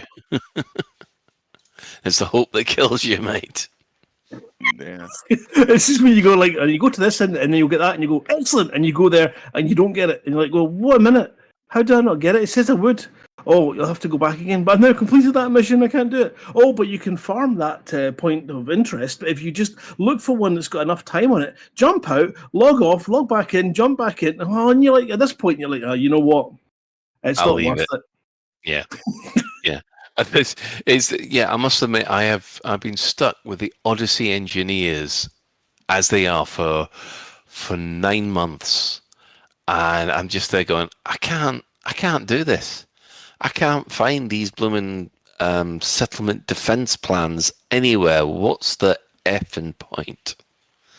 Well, So I can tell you from warring as much as I've done, and I started off the wars because I love ground combat. It's one of the genius things in Elite that's probably underrated by people that just turn their nose up at it, but it's downright so much fun. I don't need a mouse and keyboard. Sorry, I don't need a controller or a hot ass. I can just sit on my mouse and keyboard. There's lots of downtime where you can sit and watch telly and stuff, and then you go back in, you're intense fighting in a high, and then what I find is through those kind of things, you get used to the layout of ground bases. Mm-hmm. And so then when you're doing any missions there, you are immediately better placed to wipe the sods out. And then you start to recognize that's where I'll find this. And you start getting much more success at finding your Odyssey collecting materials. But when it comes to the data ports, I forget that. Yeah, the Odyssey material helper it's an absolute godsend. Yeah, we plug that at every single opportunity because without it, I don't think I would have even bothered. To be honest, I forgot how to use it. It took me a real looking at it with this kind of look of big wide eyes, going, I can't use this thing. This is terrifying. And it's like, I don't even care. I'll close it down. And I used Inara, and Inara is really useful, but the benefit so if you've not used these things at all and you're wondering why don't I just use Inara is great for your individual things. If you're just doing one thing, perfect. And the Odyssey app allows you to select all the different upgrades you want to create a pot of what you need for them all. And if you fill those pots, and it will track all your inventory as well, so it will tell you once you've got there. You can just go to your upgrades, go to your engineers, and Bob's your uncle. You've done all the things you wanted in that big one fell swoop. The downside of that is you get numbers like you need 120 manufacturing instructions, and given that it's bloody hard to find one, you start to lose that one thing of hope, and you start to become disenfranchised with it. But it's worth it, and that's the thing that I hated engineering, didn't want to do it. I found it just like mining again. I hated mining, didn't want to do deep core mining, and then I tried it and it was freaking awesome. And then so I thought, well, I enjoyed that and it was brilliant and I'd do it again. But let's try it then. Let's go and sincerely go into engineering. And what I found is the results of engineering your ship are way above and beyond what you could imagine. The hassle of doing your engineering, even to a small factor, you will see the benefits hugely outweigh all that hassle. It's definitely worth doing, and that's a big change in attitude to me. However, when it comes to plant picking, no, I still hate it, and I've tried it and I hate it. It makes me swear. It makes me swear so much, so consistently. I'm surprised I've not been banned like Kerbals. Do you, sorry. Go on. I was gonna ask how you change it then. What would be the best way to change engineering to make it more accessible for you, or make it more interesting? I know you said that there weren't any like there's no direction for a new player to get into engineering, and I wholeheartedly agree. But if there is, what way do we make it better for players in general? What way do Frontier make it better? It's a difficult one because it's quite disjointed. But if you've got three different approaches for data, for your materials and for your raw stuff, and then for your manufactured parts of it. For ships, anyway, Odyssey is a little bit even more blurry. But when it comes to the ships one, it's quite straightforward. And I think you've got to put a huge thank you out to all those commanders that have shared videos, shared locations of things like the flak farming on brain trees was so much more enjoyable than driving around in the SRV. And if you're not sure what that is, just search for I think it's your main sort of raw materials that you need, the cadmium and all that kind of stuff, and you just fly down to the surface, find a collection of brain trees, that's a decent, reasonable size, and you fire your flat cannon at it. It knocks all the materials out, and then you fire limpets. Now, there's no funny business in that. and it's fun gameplay, and that's engaging, and I would do that and happily do that for hours and enjoy it. It's a lot of fun, and you get a really good return of materials for it, a good mix, and so you don't feel like you're wasting your time. You're not mode switching and repeating a futile experience, and I think mode switching shouldn't be necessary. So maybe we can have some of tie-ins with the more that maybe engineers and their little bases, because they're tough enough to unlock for some of them as well. Yeah. 'Cause you've got that side of things to do too. Like you can't just go, I want to do my shields. Oh no, I've got to do this guy who doesn't do shields, and then he'll give me information for this guy who still doesn't do shields, and then they'll give me information to this guy, but they only do shields to the 1-star. And then if I get them, I've got to do this one, and it just seems to be you're always. And I suppose it's a good game mechanic, really, because it keeps you engaged and keeps you going until you get to your goals. But yeah, how to make it more engaging, I think it's just got to be a lot more signposting, or when they change the mats and you collect them, instead of getting the 1 unit, you get 3. Bringing something in like that with Odyssey, I think would help significantly too. And that would, again, balance it across all of the bits. That's just one thing I can think of that would help. Yeah. Yeah. Okay. How is there a way? Oh, this is something that I really want to posit to everybody, but is there a way in which you think you could is there a way actually in game that you could incentivize or make people more aware of the fact that engineering exists? Because I do really feel that is a hurdle that a new player wouldn't necessarily be aware of unless they saw out a streamer or they saw out looked at some YouTube videos about it. Is it as simple as just putting extra tooltips in the game? On loading screens saying something like, "Oh, do you know that you can engineer your ships and everything?" It's really, really simple, I think, in that respect, to get people's attention to it. When Odyssey came out and I wasn't particularly keen on ground combat. It's not what I was looking for or anything like that. And when I eventually came around and did that introductory mission, and it took you down and you had to go and get the stuff at the back of the SRV and escape the base, and I thought, actually, you know what? This is bloody good. So do something along those lines, which is like an introduction to engineering, whether it be a mission train or not, but something that people can go, right, well, I want to find out what this engineering is. And if it took you through to the point where it would unlock your first 4 engineers, and took you through that kind of how to do it, then how to get them unlocked, because sometimes it will say things like on an arrow that you need to speak to this engineer to speak to that engineer. And you think, well, how would I know that in game? And how would I know that I need to be allied with that faction in order to get them to talk to me to get the next stage? I'm in the system and I can't see the base. What the hell am I doing?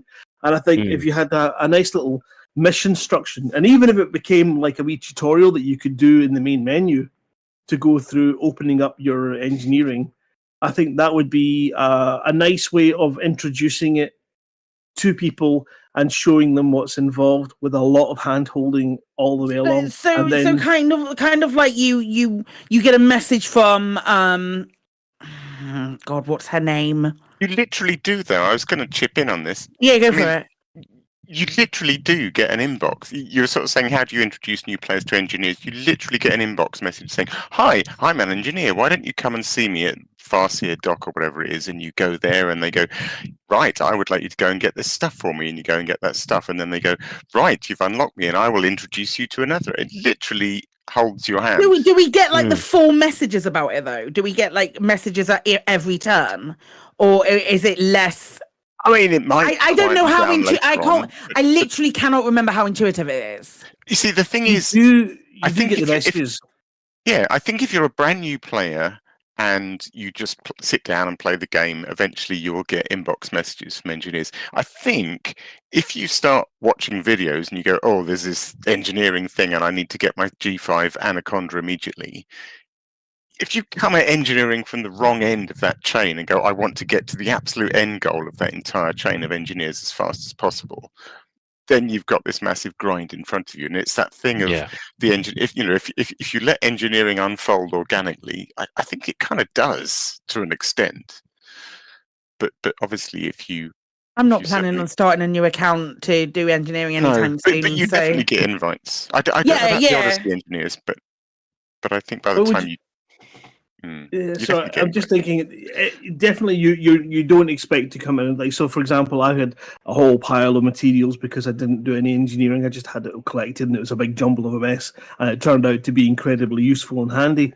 And organically, I've come to it from a long time of ignoring it to getting it. And then, of course, those messages welcoming you are long in your past. In fact, you've got no chance of figuring them out, so they're gone. Whereas if it was a place where you knew that would spark your engineering career off, which would be great. And then the problem you've got is the other side, which is I want to fight Thargoids, and the first thing you hit is you need an engineered ship, or you'll maybe find that one article that says you can get away without an engineered ship, but it really does make things a lot easier. And then you're immediately thrown into I need this at 5-star with this and this and this, and that throws you into that deep grind with engineering, which can be very unsatisfying and quite sort of draining when you can't get the materials following the routes that you're expecting to find them. Yeah, that's the one problem that I had with engineering is that the one thing that in my engineering career, if you like, the one thing that I wanted was obviously the flash thrusters, and of course that's Commander Palin, which means you have to go through the whole path to get to Commander Palin, and some of those engineers, not mentioning any names, Quint, but God's truth, it is such a chore. And I think it can be really daunting as well. I remember feeling incredibly intimidated by engineering from the offset. And because I suppose part of it is having someone going to me, okay, you want to do this, and this. And I'm like, and which in a lot of ways was a super useful thing for me.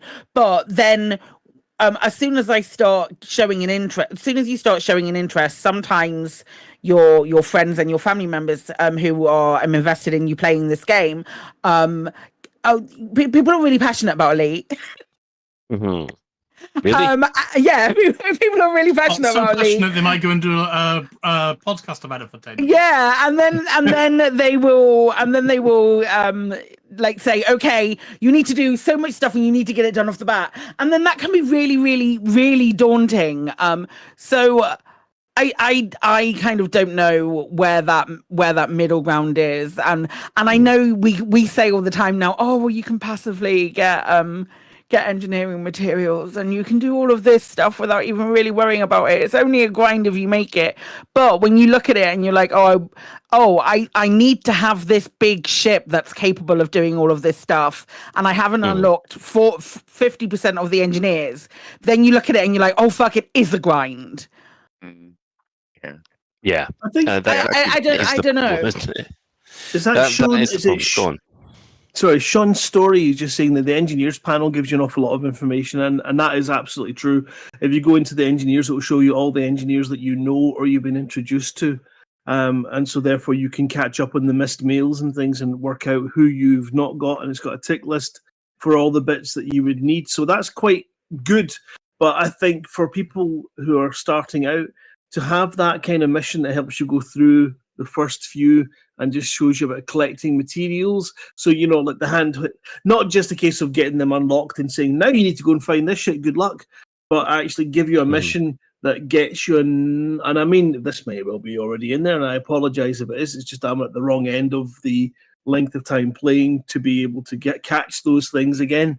So, but a little mission that says, right, on this mission, we're going to go and get this. And it takes you through a process of how to get that material, whether it be through the main grind or not. And then just get you started on your first level and unlock those engineers. That would be really a nice, cool way of doing it. There's nothing wrong, I don't think, with the way that it works. It's just it's very tricky to get into, because now that I'm into it, I'm thoroughly enjoying it. I know I'll just go and get all the high level raws and use that to get my lower level ones that I need, rather than trying to find them. It's Yes. much easier that way, and I can do it in dribs and drabs where it doesn't just leave me wanting to pull my eyeballs out and crash my anaconda into a sun. But then you hit some things like that you do find that are sticking points, and I think Odyssey has more sticking points.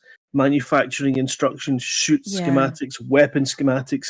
Some of them you can gameplay and mode and farm to get what you need, and others of them you're just rinse and repeating a very futile base raid. Then take off, then land, base raid, take off, then land, base raid. And sometimes it's great, and sometimes you've still got to do that whole grind.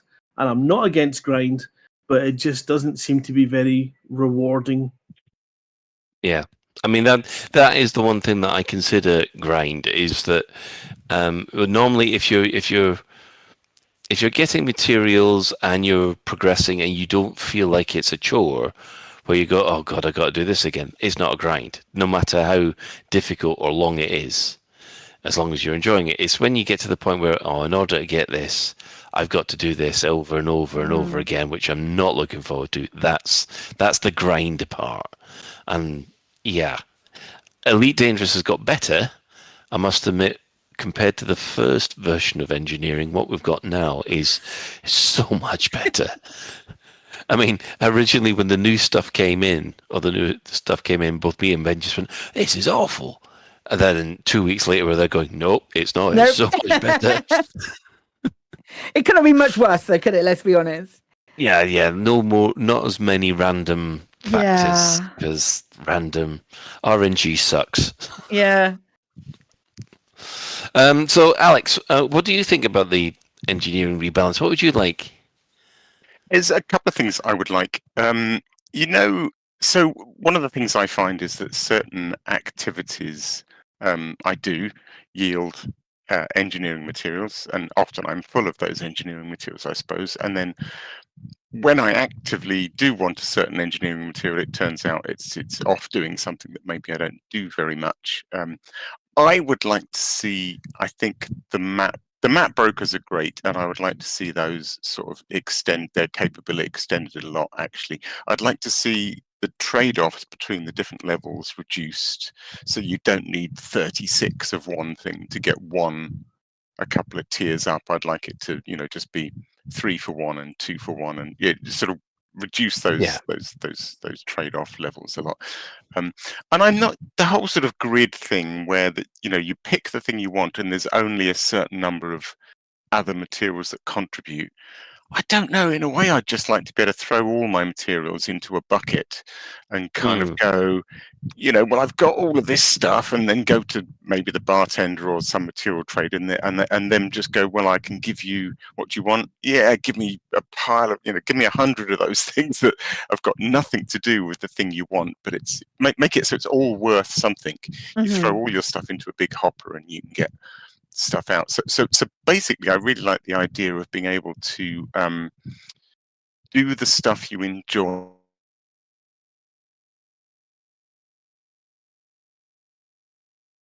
And including Ship and Odyssey. So throw those all into the mix. Let me give you a ton of ship maps that I've got from doing bounty hunting, and I'd like a load of whatever it is I need to make my gun better. And then just on a similar vein, I suppose, is just module salvage. Being able to, obviously with the SEO thing, being able to throw old FSDs back into some kind of salvage and get some of our mats back would be great. But not just because of the SEO. I think generally it's quite, you sort of chop and change your ships, and I think a lot of us have got an awful lot of modules in storage just in case. And frankly, if you could just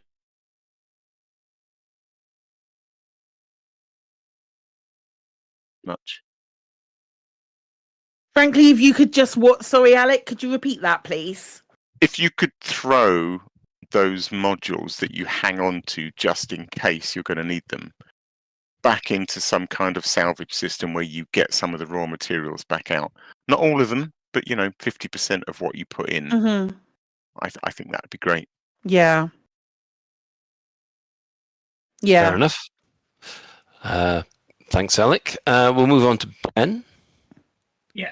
as anyone who's been on our Discord will see, I wrote a wee bit of a minor rant about engineering because I've never pretended I'm a fan of engineering in Elite Dangerous. But to summarize what I'd like to see for both shipboard and FPS engineering is essentially to turn it into what other games kind of have as a gem and socket system. So, and if we pretend a gun is a frameshift drive, is a hanger, is a whatever the hell, then you think about a gun and it's got like a targeting thing that can be improved. It's got a stock that can be improved. Maybe it's got a muzzle thing that can be improved, something like that. And each one of those bits would essentially be the socket. Yes, Colin? No, I'm agreeing with you. Oh, okay. I thought you were saying something. And obviously that idea could be carried on to armor things, could be carried on to FSDs, could be carried on to engines and everything. Everything can have its own bits and bats that can have things upgraded in them. But then you basically get through some means a gem for that. And, that gem might be a night scope, for example, for a gun. Or it might be some kind of thing that, adds a silencer to it or something. But then obviously once you had that, you could then maybe take it off and put it on your other gun. Yes. And I think a system like this would just offer so much better consistency. It would give you so much more reuse. But also, for example, you could also have like really fecking special ones by, let's say you went off and destroyed a Titan. You could be given an engineering thing as a reward as well. So you could get like a one-of-a-kind engineering reward and then slide that into your frameshift drive or whatever. Now, I know none of this is ever going to happen. This is not a redesign. This is a throw the baby out with the bathwater, nuke it from orbit, and hope for the best. But I just think it makes so much more sense. I think the current engineering thing on FPS is a travesty. And I can do the engineering on ships, but what the hell were they thinking with the FPS thing? I've got no idea. I find it so daunting. I've not done a single shred of on-foot engineering. All I've done is go to places where I can buy, and if I see a Type 3 gun or something like that, I might buy it. Yeah. And then if I happen to have the right things, I consider that a Brucey bonus. That thing I was saying about finding cat videos. The thing I was saying about mat traders and to mix stuff up and throw all sorts of things in, that really comes in on foot. I have done a bunch of on foot missions and stuff, a fair few, and my policy is basically to pick up absolutely everything. Yeah. And then I don't know what I can get rid of and what I can't. But the thing is, just occasionally, I do that with ships, and then it turns out once in a blue moon when I want to do some engineering with ships, what do you know? I can do some. I've got a load of stuff I need, and I can do some FSD engineering, and I can do some thruster engineering. With on foot, I pick up absolutely everything, and every time, about once every 3, 4, 5 months, I think, I wonder if I can do any on foot engineering. Nope, not a shred of it. Everything you've collected is absolute garbage. Yeah, and I wish, like in other MMOs, it would at least tell you what's vendor trash. Mm-hmm. No, you have to rely on the Odyssey Material Helper for that. That is a godsend for telling you what's trash and what's not. Yeah. Claire. Yeah. Claire, quickly. Hi. I don't mind engineering as it is at the moment. I have a very limited opinion about what should change or what I would like to see change. I have expectations incredibly low because I'm kind of expecting the worst, and if we expect the worst, it's going to mean that it's not anything that we do get might be a fun, happy surprise.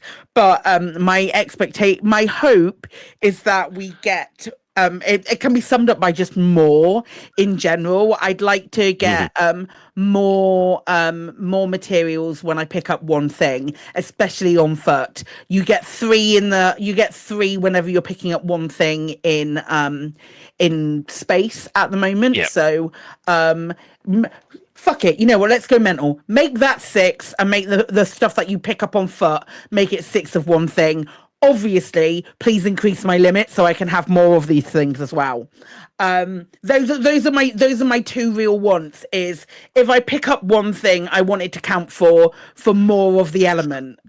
Those would be that's all that I've ever really said when I've talked about engineering in the past. Is if I want to change, I'd like to pick up a thing and have it be more than one thing, so that I'm not flying away and flying back to land at a base to raid it again, or do these things that take my immersion away from the game because I'm relogging.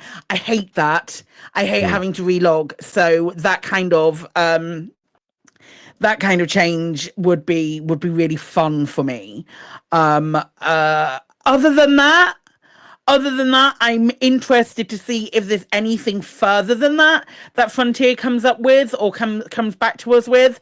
But that's my personal goal, is just give me more things for what I'm doing, in the same vein as the SEO expediting some of the processes in Elite.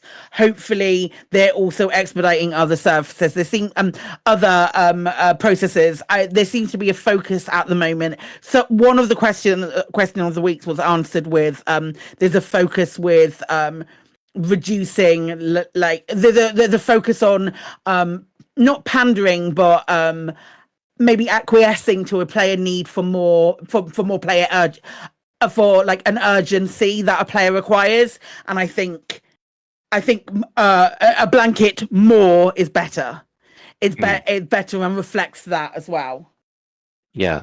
Well, quickly, as far as I'm concerned about engineering, in both cases, I'm happy with the mechanics and the way things work. However, like Psychic has been saying, I do find the fact that I don't think there's enough materials when you pick things up. The scarcity of these items is basically ridiculous, and I'm hoping that, like you said, that we're able to pick a lot more things up.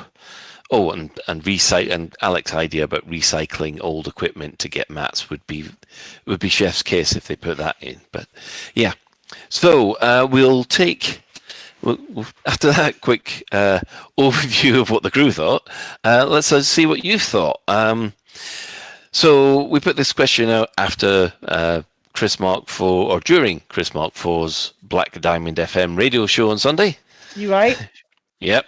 Should be 3 hours, but he only does 2. Yeah, that hour after him has been filled up now, so there's not even an opportunity for him to do 3 hours. It's bad times. It's bad times. Yeah. I need to know who I need to write to get that sorted. So, I've got the Hutton Orbital Truckers, or Hutton Orbital Radio. Never heard of him. Who's that? Yeah, it's a bonus engineering related content in nav beacons and small asteroid locations and planetary settlements. Plus engineering mats as rewards for CQC instead of cash. Oh, that'd be nice. And more salvage, cutting lasers to hack open wrecks. Oh, that's been asked about for absolutely ages. So we've got to say this: mug. We said that we're going to be hearing that a lot in 2 weeks. Too much. Claire. Commander Profane Pagan says they often hear that some people want to be able to buy mats, which they don't agree with. They found the spaceship engineering well balanced. However, on-foot engineer referral and unlocking systems is a chore because of untradeable materials which only get dropped by RNG in settlements. I play ED without third-party apps, and I can see how engineering can be confusing for newcomers, though. I wish for a redesigned UI in which the Engineers tab highlights more useful info, like the max grade an engineer can work on by module. Layout illustrations of your guns, like in games, with crafting minigames so you can plan ahead in acquiring mats. And you can open it outside Pioneer Supplies. Think about Alien Isolation's crafting window. Today I learned that Alien Isolation has crafting. There are so many things to enhance UI and UX user experience, designs with subtle and informative and immersive additions. Plus, I'd really like the ability to drop ship materials freely for others, like I can do it on foot. This is why engineering on foot in a team is far better. Really, really good information there. Yeah, some good stuff. Good little gems of info. Yeah. I'll never play Alien Isolation. I'm too scared. I mean, it's do it in VR, bud. No, don't do that. No. But veering into Tangent Town, it's more it's not like full jump scary. It's more like the creep. It's a scary creep. You know, when you can feel the tension. It's very good. It's a good creep. I don't want to test my blood pressure tablets against it. Thank you very much. Good point. Yeah, don't do that. I'm looking forward to the new Alien film, actually. Yeah. I did, just ironic. I did Phasmophobia in VR for all of 10 minutes and then went for a lie down. Right, this comes in from LCU, no fool like one, who will probably be at ECM, I hope. Definitely be at ECM. Yeah, in fact, he definitely is. Yeah, I know he's up to some stuff there, which will be awesome. Well, it'll be there. I'd like engineering, says LCU. I'd like engineering materials gathering for explorer-focused upgrades to be based on activities that explorers like to do. Or even add some new gameplay for it out in the black, like wreck salvage. Brilliant idea. I'd like to engineer more ships or suits, but don't enjoy it. Yeah. Let's just say that the engineering for Odyssey is, that is, out of the two, that's the thing that's needed the most. Ben? Yep. So Commander Meechan is saying, ideally, they will A, get rid of RNG roll factor, B, reduce the number of rolls, C, add material traders at your own carrier, D, add experimentals to be pinned, hell yes, E, let mats to be traded for credit. A man can dream. I don't see them trading it for credits. No, I really don't. Because it feels like the mats are the second currency. Don't they basically do mats for credit with FPS stuff, though? What can you do with your mats again? I think you can sell your mats, so you could do something for them. You can sell them, but you can't buy them. You can't. Trade them at a bartender. Yeah, you can sell them, but not buy them. Yeah, I see. I like the idea of. I don't have a fleet carrier, but I really like the idea of mat trader being one of the things you can add to your fleet carrier. It's cute. Bills for only another $1 billion a week. Alec? Yeah, sorry, Mixelplix73 says, not exactly engineering, but connected. The ability to directly transfer a module from a ship in storage at the same location onto the current ship without the need to load up each ship to find and store the module you may want to save engineering a module you may already have. Yeah, I know exactly what it means. I've been doing a lot of that where I've got a module on a ship and I want it on the ship I've currently got. So you have to land, then you have to switch to the other ship, and stick the module in storage, and then switch back to the original ship and get it out of storage, and just be able to move those things around more freely would be great. Yeah, I've been doing that with SEOs quite a lot. Yes. Because there's no way I'm engineering like all of my SEOs until this engineering rebalance comes in. Yeah, same. I did enough, and that was fine. Yeah. I've got that 90s kid. We know they're rebalancing the materials required. Are they also rebalancing ships, module secondaries, health pools, and crowd-controlled experimental effects like drag missiles, scramble spectrum, etc.? We need those changes as well. Also, changes like that need to happen often. I don't understand what he means like that. Do we know that they're rebalancing the materials required, or is it I don't think we've had any. We haven't had anything saying that the. I mean, it stands to reason that possibly. Yeah, it's possible. That's one of the strategies they're going to use. In fact, I think it's. Yeah, it stands to reason that that's possibly likely to be the case, but rather presumptuous to say that we know it. Like, I don't know. What were the other things that we needed changes for apparently? What he says is rebalancing ships. Don't think that's going to happen. Modules secondaries, like the special effects that you can put on. They're not going to get into that. Health pools and crowd control experimental effects like drag missiles and scramble spectrum. I don't know what those drag missiles or scramble sectors are. Yeah, no, me either. I think, all these things are talking about rebalancing the effect of engineering, and I imagined that what they were talking about was rebalancing the process of engineering, getting those things rather than what things do. Yeah. I think it's a much. Don't get me wrong. It's something that is possibly required, but it's a much bigger undertaking to rebalance what engineering does to your ship than rebalance the method by which you engineer materials. Yeah, sadly, I am only expecting lowest common denominator. Yeah, but that's understandable if this is like let's tidy up Elite before we give it to the community so that they can start doing their base building and stuff. Everybody drink. I needed to get it in. I needed to get it in. You know how it is. Game, innit, mate? Yeah, it's dead game. You know it. That's why they're handing it over to the community. A little big fan of his work. I'd like to see set price per grade rather than keep mashing the button. Just pay once and full effect is applied. I'd like to see mats available for purchase in game for credits. As for prediction for the elite segment, possibly a discussion on what's bad with engineering. My assumption will be the power imbalance it's caused and that you no longer have to worry about pit balance and ships kind of suck without engineering. Then lots of people will complain in chat. Oh, maybe we could purchase pre-engineered modules like we can do for suits. I like all of that, and people don't complain in a Twitch chat. In a Frontier Twitch chat, I've never seen one person complain in there. If I would be like some kind of crazy person who've added them to a list or something. Wouldn't be me. Couldn't be me. Wouldn't know how. Yeah, and the guy dog's shaking his head right now. Now you've got Commander Homburger.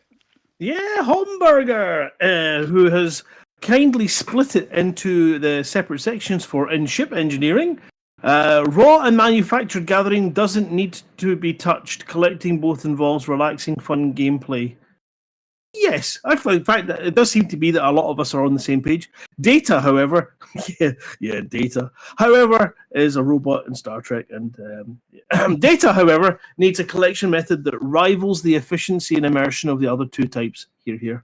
When removing engineering from our modules, please, can we have a decent percentage of the mats returned? Oh my goodness, that one as well. Wow, okay. On foot.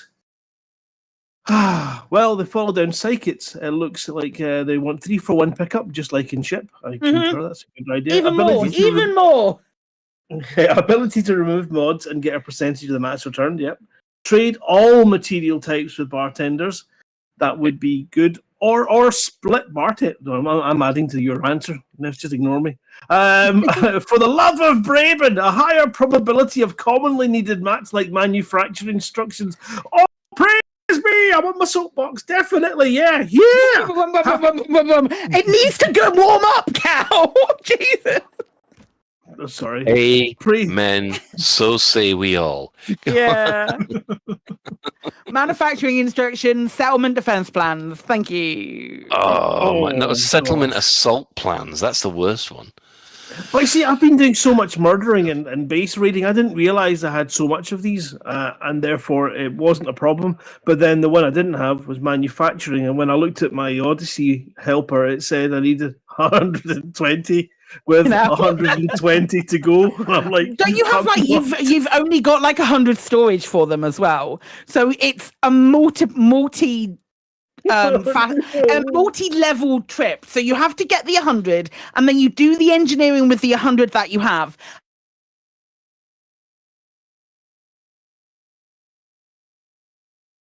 Very well be wrong. Oh gosh. You had to repeat that. I think we just had a drop. Oh, sorry. Yeah. So you go back to but with the manufacturing instructions, there's 100. You get. I think you only have 100 in your backpack. You have space for 100 in your backpack, and then but you go back. So you've got a multifaceted trip. So you've got you get your 100. You're full. Then you go and do whatever engineering you need to do with the 100 that you have, but then it's not over. You need another 20 manufacturing instructions to get your full stuff kitted out. It's a pain in the ass, and I hate it. I'm right there. Ben, you've got the easiest one of the night. Yeah, I agree with everything that Commander Happy Moon Monkey is saying, and saying everything that Homburger said. Amazing. What he said. Wonderful. Commander Snails says, shock coming up. I actually quite like the ship engineering as it is. How dare you? Really don't think it needs much of a tweak. What would be nice is more predictability. Say there are 5 engineered states of the 5 grades. So grade 1, 20%, 40%, 60%, 80%, 100%. Same for the other 4 grades. Then the buying system could be nicer too. I want a grade 4 at 20%. Weird, I know, but there might be a balance reason why I want that. Let me select that. Tell me what materials I need, and if I have them, let me get that engineering done. Don't make me press a button, watch a line, press the same button, watch a line, rinse and repeat until very dull. Foot engineering, OMG. Filled my ship full of stuff I'll never need and can't trade. Rage gave up. Just make it more achievable with fun gameplay. I really that adds to the that adds to the expediting the process thing as well. Like one button click to get to max grade 4.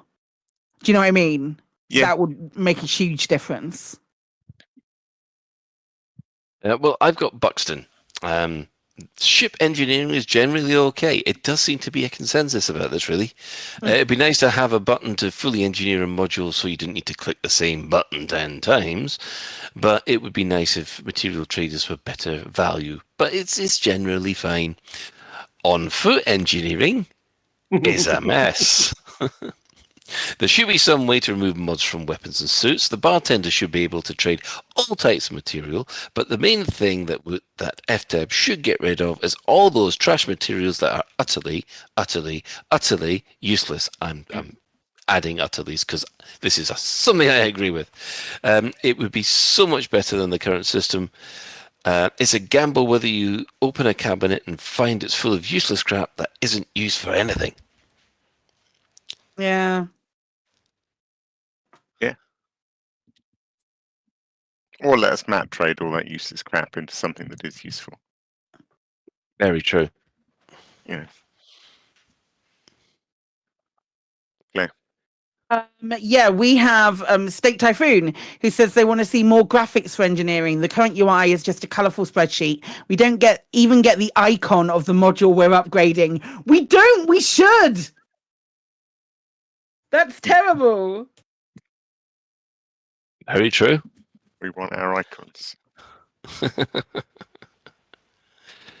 And finally, Commander Psykokow. Oh, I didn't realise that. The commander. Now, is that Decamper? It must be Decamper, as in Decamper, as in the evil, nasty camper. All right. I would like to see on foot engineering out of the gate. No, it doesn't say that. Oh, God, we have the ultimate power. Decamper says, I would like to see a game system more like Star Citizen, whereby I'm making it up, just abusing the power. It's gone to my head. It's been too long. Okay, they actually genuinely said, no, they didn't. Yes, they did. I would like to see on-foot engineering allow us to overwrite the existing engineering on an item. I would love that pinning feature for on-foot engineering to be implemented. Yep. I would also like to see all the material requirements for both engineering and upgrades cut by a lot because collecting materials feels like busy work to me. For ship engineering, I would like to see the material traders to be far more generous when it comes to trading down and across to other categories. And finally, I would like to be able to apply experimental effects without having to travel to the engineer. Sure, make me pay more money or time for the privilege, but don't make me go to Deciate for the 50th time. I mean, their ideas, I'm not necessarily on board with a few of them, but yeah, I think the overall coming across as people don't like the futility of not being able to get the materials they need to be able to do what they want in the quantities that they'd like and the speed that they'd like. Oh, yeah, I know. I mean, just looking through the chat there, I mean, we've had Smeggy Smeg saying that he's been hunting for arsenic all the time, and it's just, you're lucky if you get just 3 after a couple of hours. So you're saying that looking up for arsenic makes you want to look for arsenic? Yeah, quite, Ben. That's self-fulfilling prophecy there. One of the ones I found interesting that a few people mentioned was the whole thing of clicking the button multiple times, and I'm gonna go on out on a limb and say I sort of quite like that, because typically when I go to an engineer, the sort of stuff I do maybe, I don't really know what I want. I don't know that I want. I suppose I want 100% G5 ideally, but I certainly don't know that I want 70% G3. I guess if you're really into ship builds, maybe you do.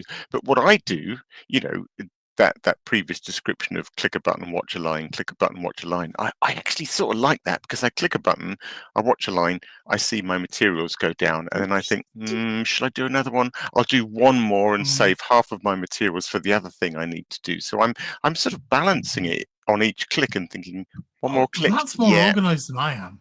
One more click, and then I'll stop and go, okay, I've still got 5 left, and I'm going to need them for another thing, so I'll stop here with this one. I can't leave something with a tiny little bit, even if it means nothing. Even if the number doesn't move. Even if the number doesn't move, and oftentimes the number does not move. So I must fill the line. I must do the thing. The one thing that I didn't realize until quite recently is, as you go up the different grades, when you get to a certain point above 80 or 90%, the next grade becomes available. Oh, you did you? Oh, no. What I realized is if you go straight to that next grade and click it, then it automatically completes level 3. Yeah. Say if I was doing level 4, I didn't know that it automatically completed it.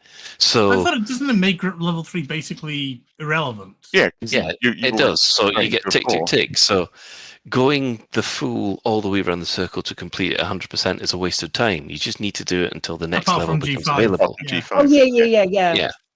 I didn't realize that. I was doing the OCD. Got to get it to 100%. Got to get it to 100%. Oh wow! Okay, you've wasted so many materials. Oh God, yes. Oh, not just all that time watching that line move a micro fucking pixel. Especially because to get that last bit can be a there has been a couple of times that I've done that. I've done that in on stream, and folks have said, and there have been people who I thought were pretty long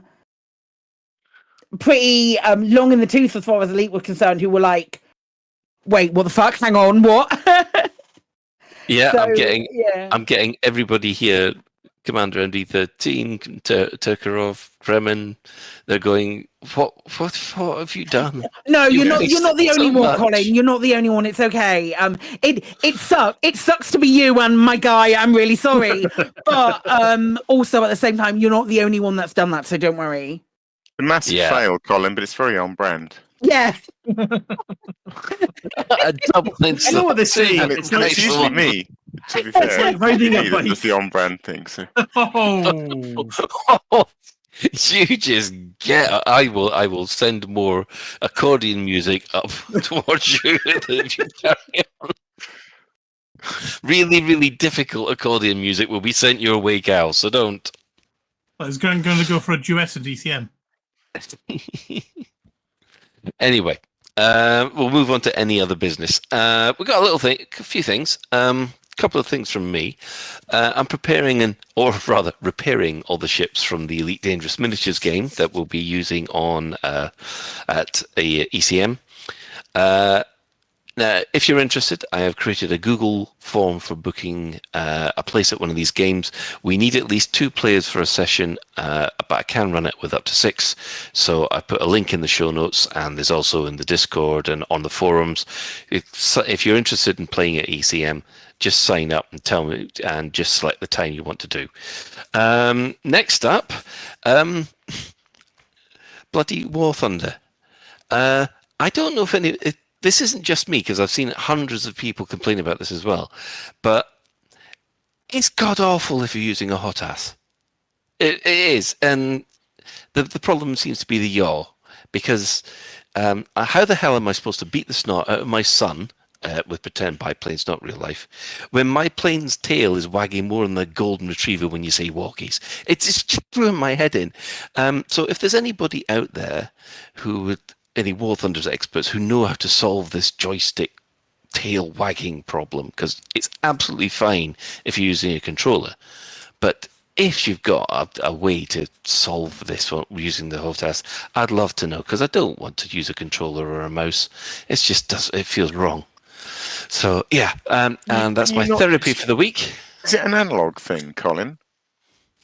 Is it too sensitive? Is it an overly sensitive It's analog? the fact the game's written to be a fucking console thing, but then somebody pretended it's as flight. I was going to suggest joystick curves or something to put. Skill issue. Skill issue. That's what it is. Yeah, don't you? I am good on a I am kick ass on a controller. It's just skill issue, mate. Just I'm sorry. Off. Yeah. Now, I have to admit, Colin, I've played War Thunder a wee bit, and it's lovely that you can actually play it in VR using a hot ass. But you're right. It's just like using nice controls that we would like to play with just makes the game so much harder.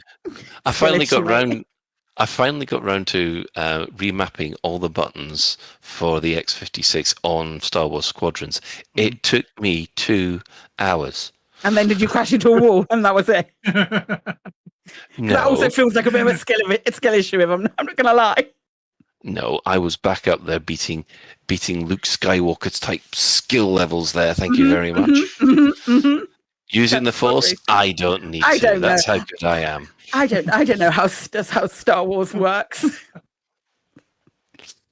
Anyway, you got Twitch news. Anyway, yeah, there's Twitch news. Folks, guys, friends.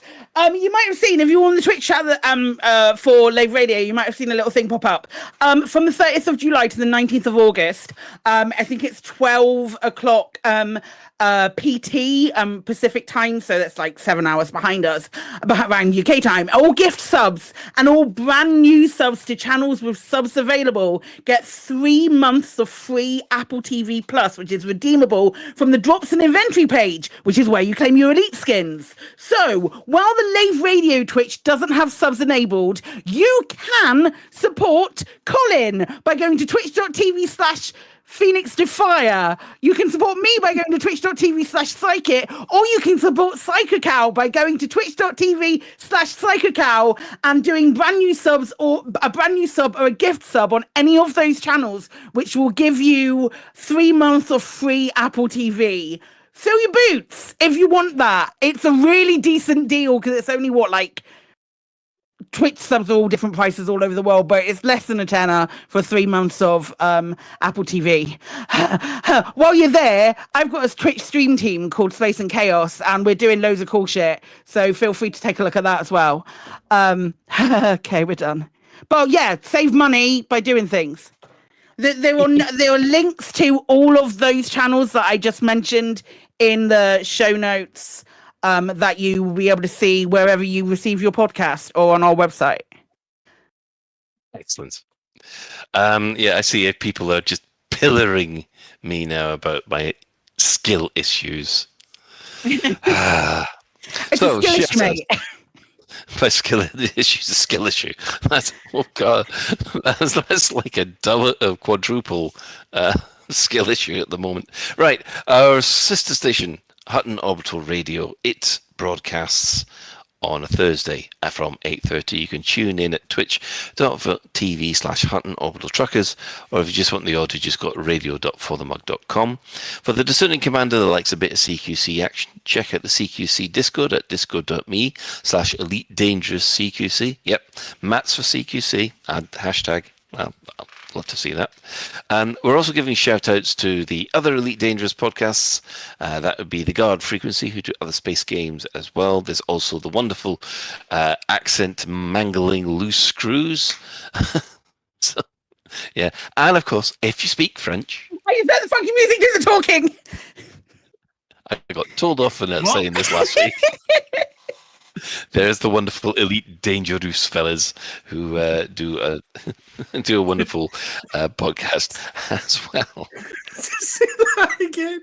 I let the funky music do the talking. I can't speak for it. It's the Girls Aloud song. You've got a confused cow now. I mean, that doesn't take much. She's gone confused everyone. It doesn't take much. Did he say Elite Dangerous? Yeah, Elite Dangerous. Yeah, they're French. They are French. That's how they pronounce it. That is how they pronounce it, cow. That is not a Mexican podcast. Lily Dangerous. Oh dear. Right. What's happened? We went from carry on to a lower low. This is where we are now. Good morning. Oh no. Right, following on from this, we have the latest Galnet News Digest as provided by Commander Witherspoon and Commander Beetlejude. I am really fighting the temptation to do the rest of it as the French policeman. Don't do I'm it. not going to. And we'd like to thank anybody who's chipped in the Twitch chat, and of course, what in-game commanders have you had annoying you, Ben? I've wiggled my fins at Commander Profane Pagan, and I was going to invite him to go sightseeing with me, but then when I got back here, he buggered off. But then when I got back here again, he was here, but he's also going to bed, so I wasn't going to go to bed with him. And a special thanks, of course, go to Commander Tokuso, Jane Trax, and Alan Stroud, who have all created music that we use in the show. So that's it for another episode of Lave Radio. If you'd like to get in touch with the show, you can find all the contact links at home/contact us menu in the laveradio.com website. Trying to distract me with pictures now. Do let us know if you have any questions or if there's anything you'd like us to discuss in a future episode. Lave Radio is recorded live on a Tuesday evening at 8:30 and streamed out at laveradio.com/live. So thanks to Ben. Bonsoir, ma chérie. Right. Oh, it's good. This is gonna go bad, isn't it? Okay. Thanks to Alec. Arrivederci. Thanks to Cow. Hard my knackers. I don't know. You put me on the spot. I've been told off for doing accents. I'm just not doing it. I'll just stick with Scottish. But this is my Scottish accent, just in case. It's uncanny. It's amazing. Yeah. Thanks to Claire. I don't do accents. You'd be Welsh. No, God, no. I'm not. I don't do accents. I'm really bad at them. I'm learning. It's not going well. Special thanks go to today's tech specialist, the wonderful Commander Ventura. You're welcome. He's Oh, thank Spanish. God for that. He's Spanish. So until next time, Commanders, fly safe, and if you can't do that, fly dangerous.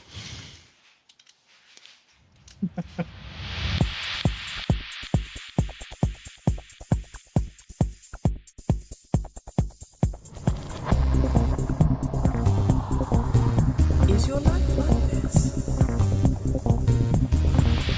Sounds like someone having an orange inserted.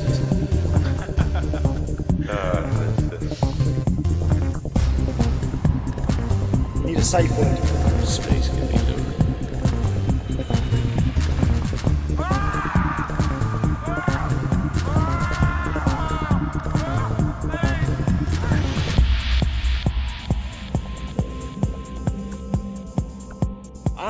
going to see the galaxy.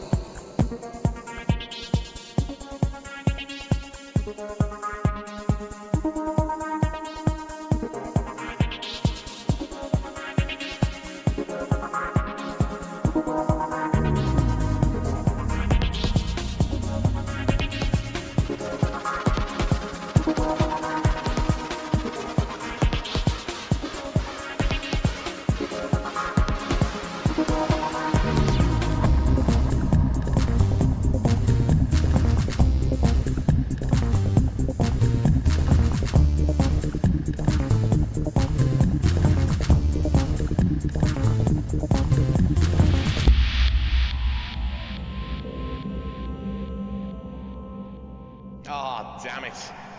No worries, guys. Hold the fort for 2 seconds. I'll be right back.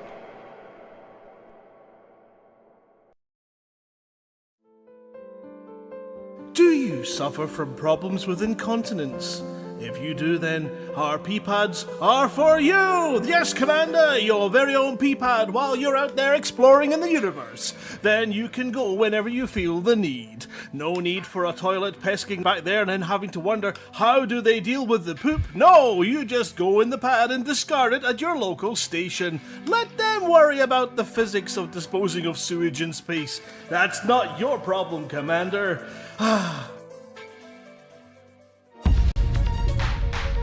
Galnet News Update, 30th of July, 3310.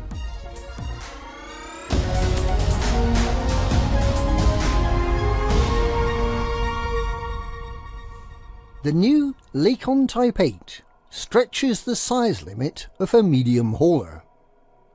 It will have the best SCO handling of any hauler on the market, and its release is expected imminently.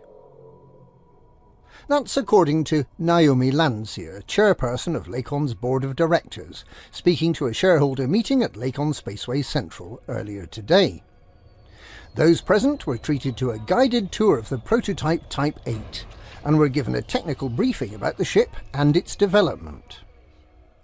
The brief given to its designers was to build a trading ship that could incorporate natively the Achilles Supercruise Overcharge frameshift drive, making it the fastest available hauler for in-system travel, with the most refined ride and cooler handling. But that wasn't enough. As previously revealed, the Type 8 will be a medium ship, but following further refinement of the ship frame, it stretches the definition of a medium ship, offering by far the best cargo capacity and the largest possible ship that can still fit on a medium pad. Landseer indicated that a test batch of Type 8s has been prepared, and said she was looking forward to announcing the release of the new ship soon. With a live event scheduled for tomorrow, speculation is mounting that the announcement might be coming this week. It's not yet clear whether Lakon plans to follow Falk and DeLacy's lead and make the Type 8 available for early access in exchange for ARCs, prior to its general availability.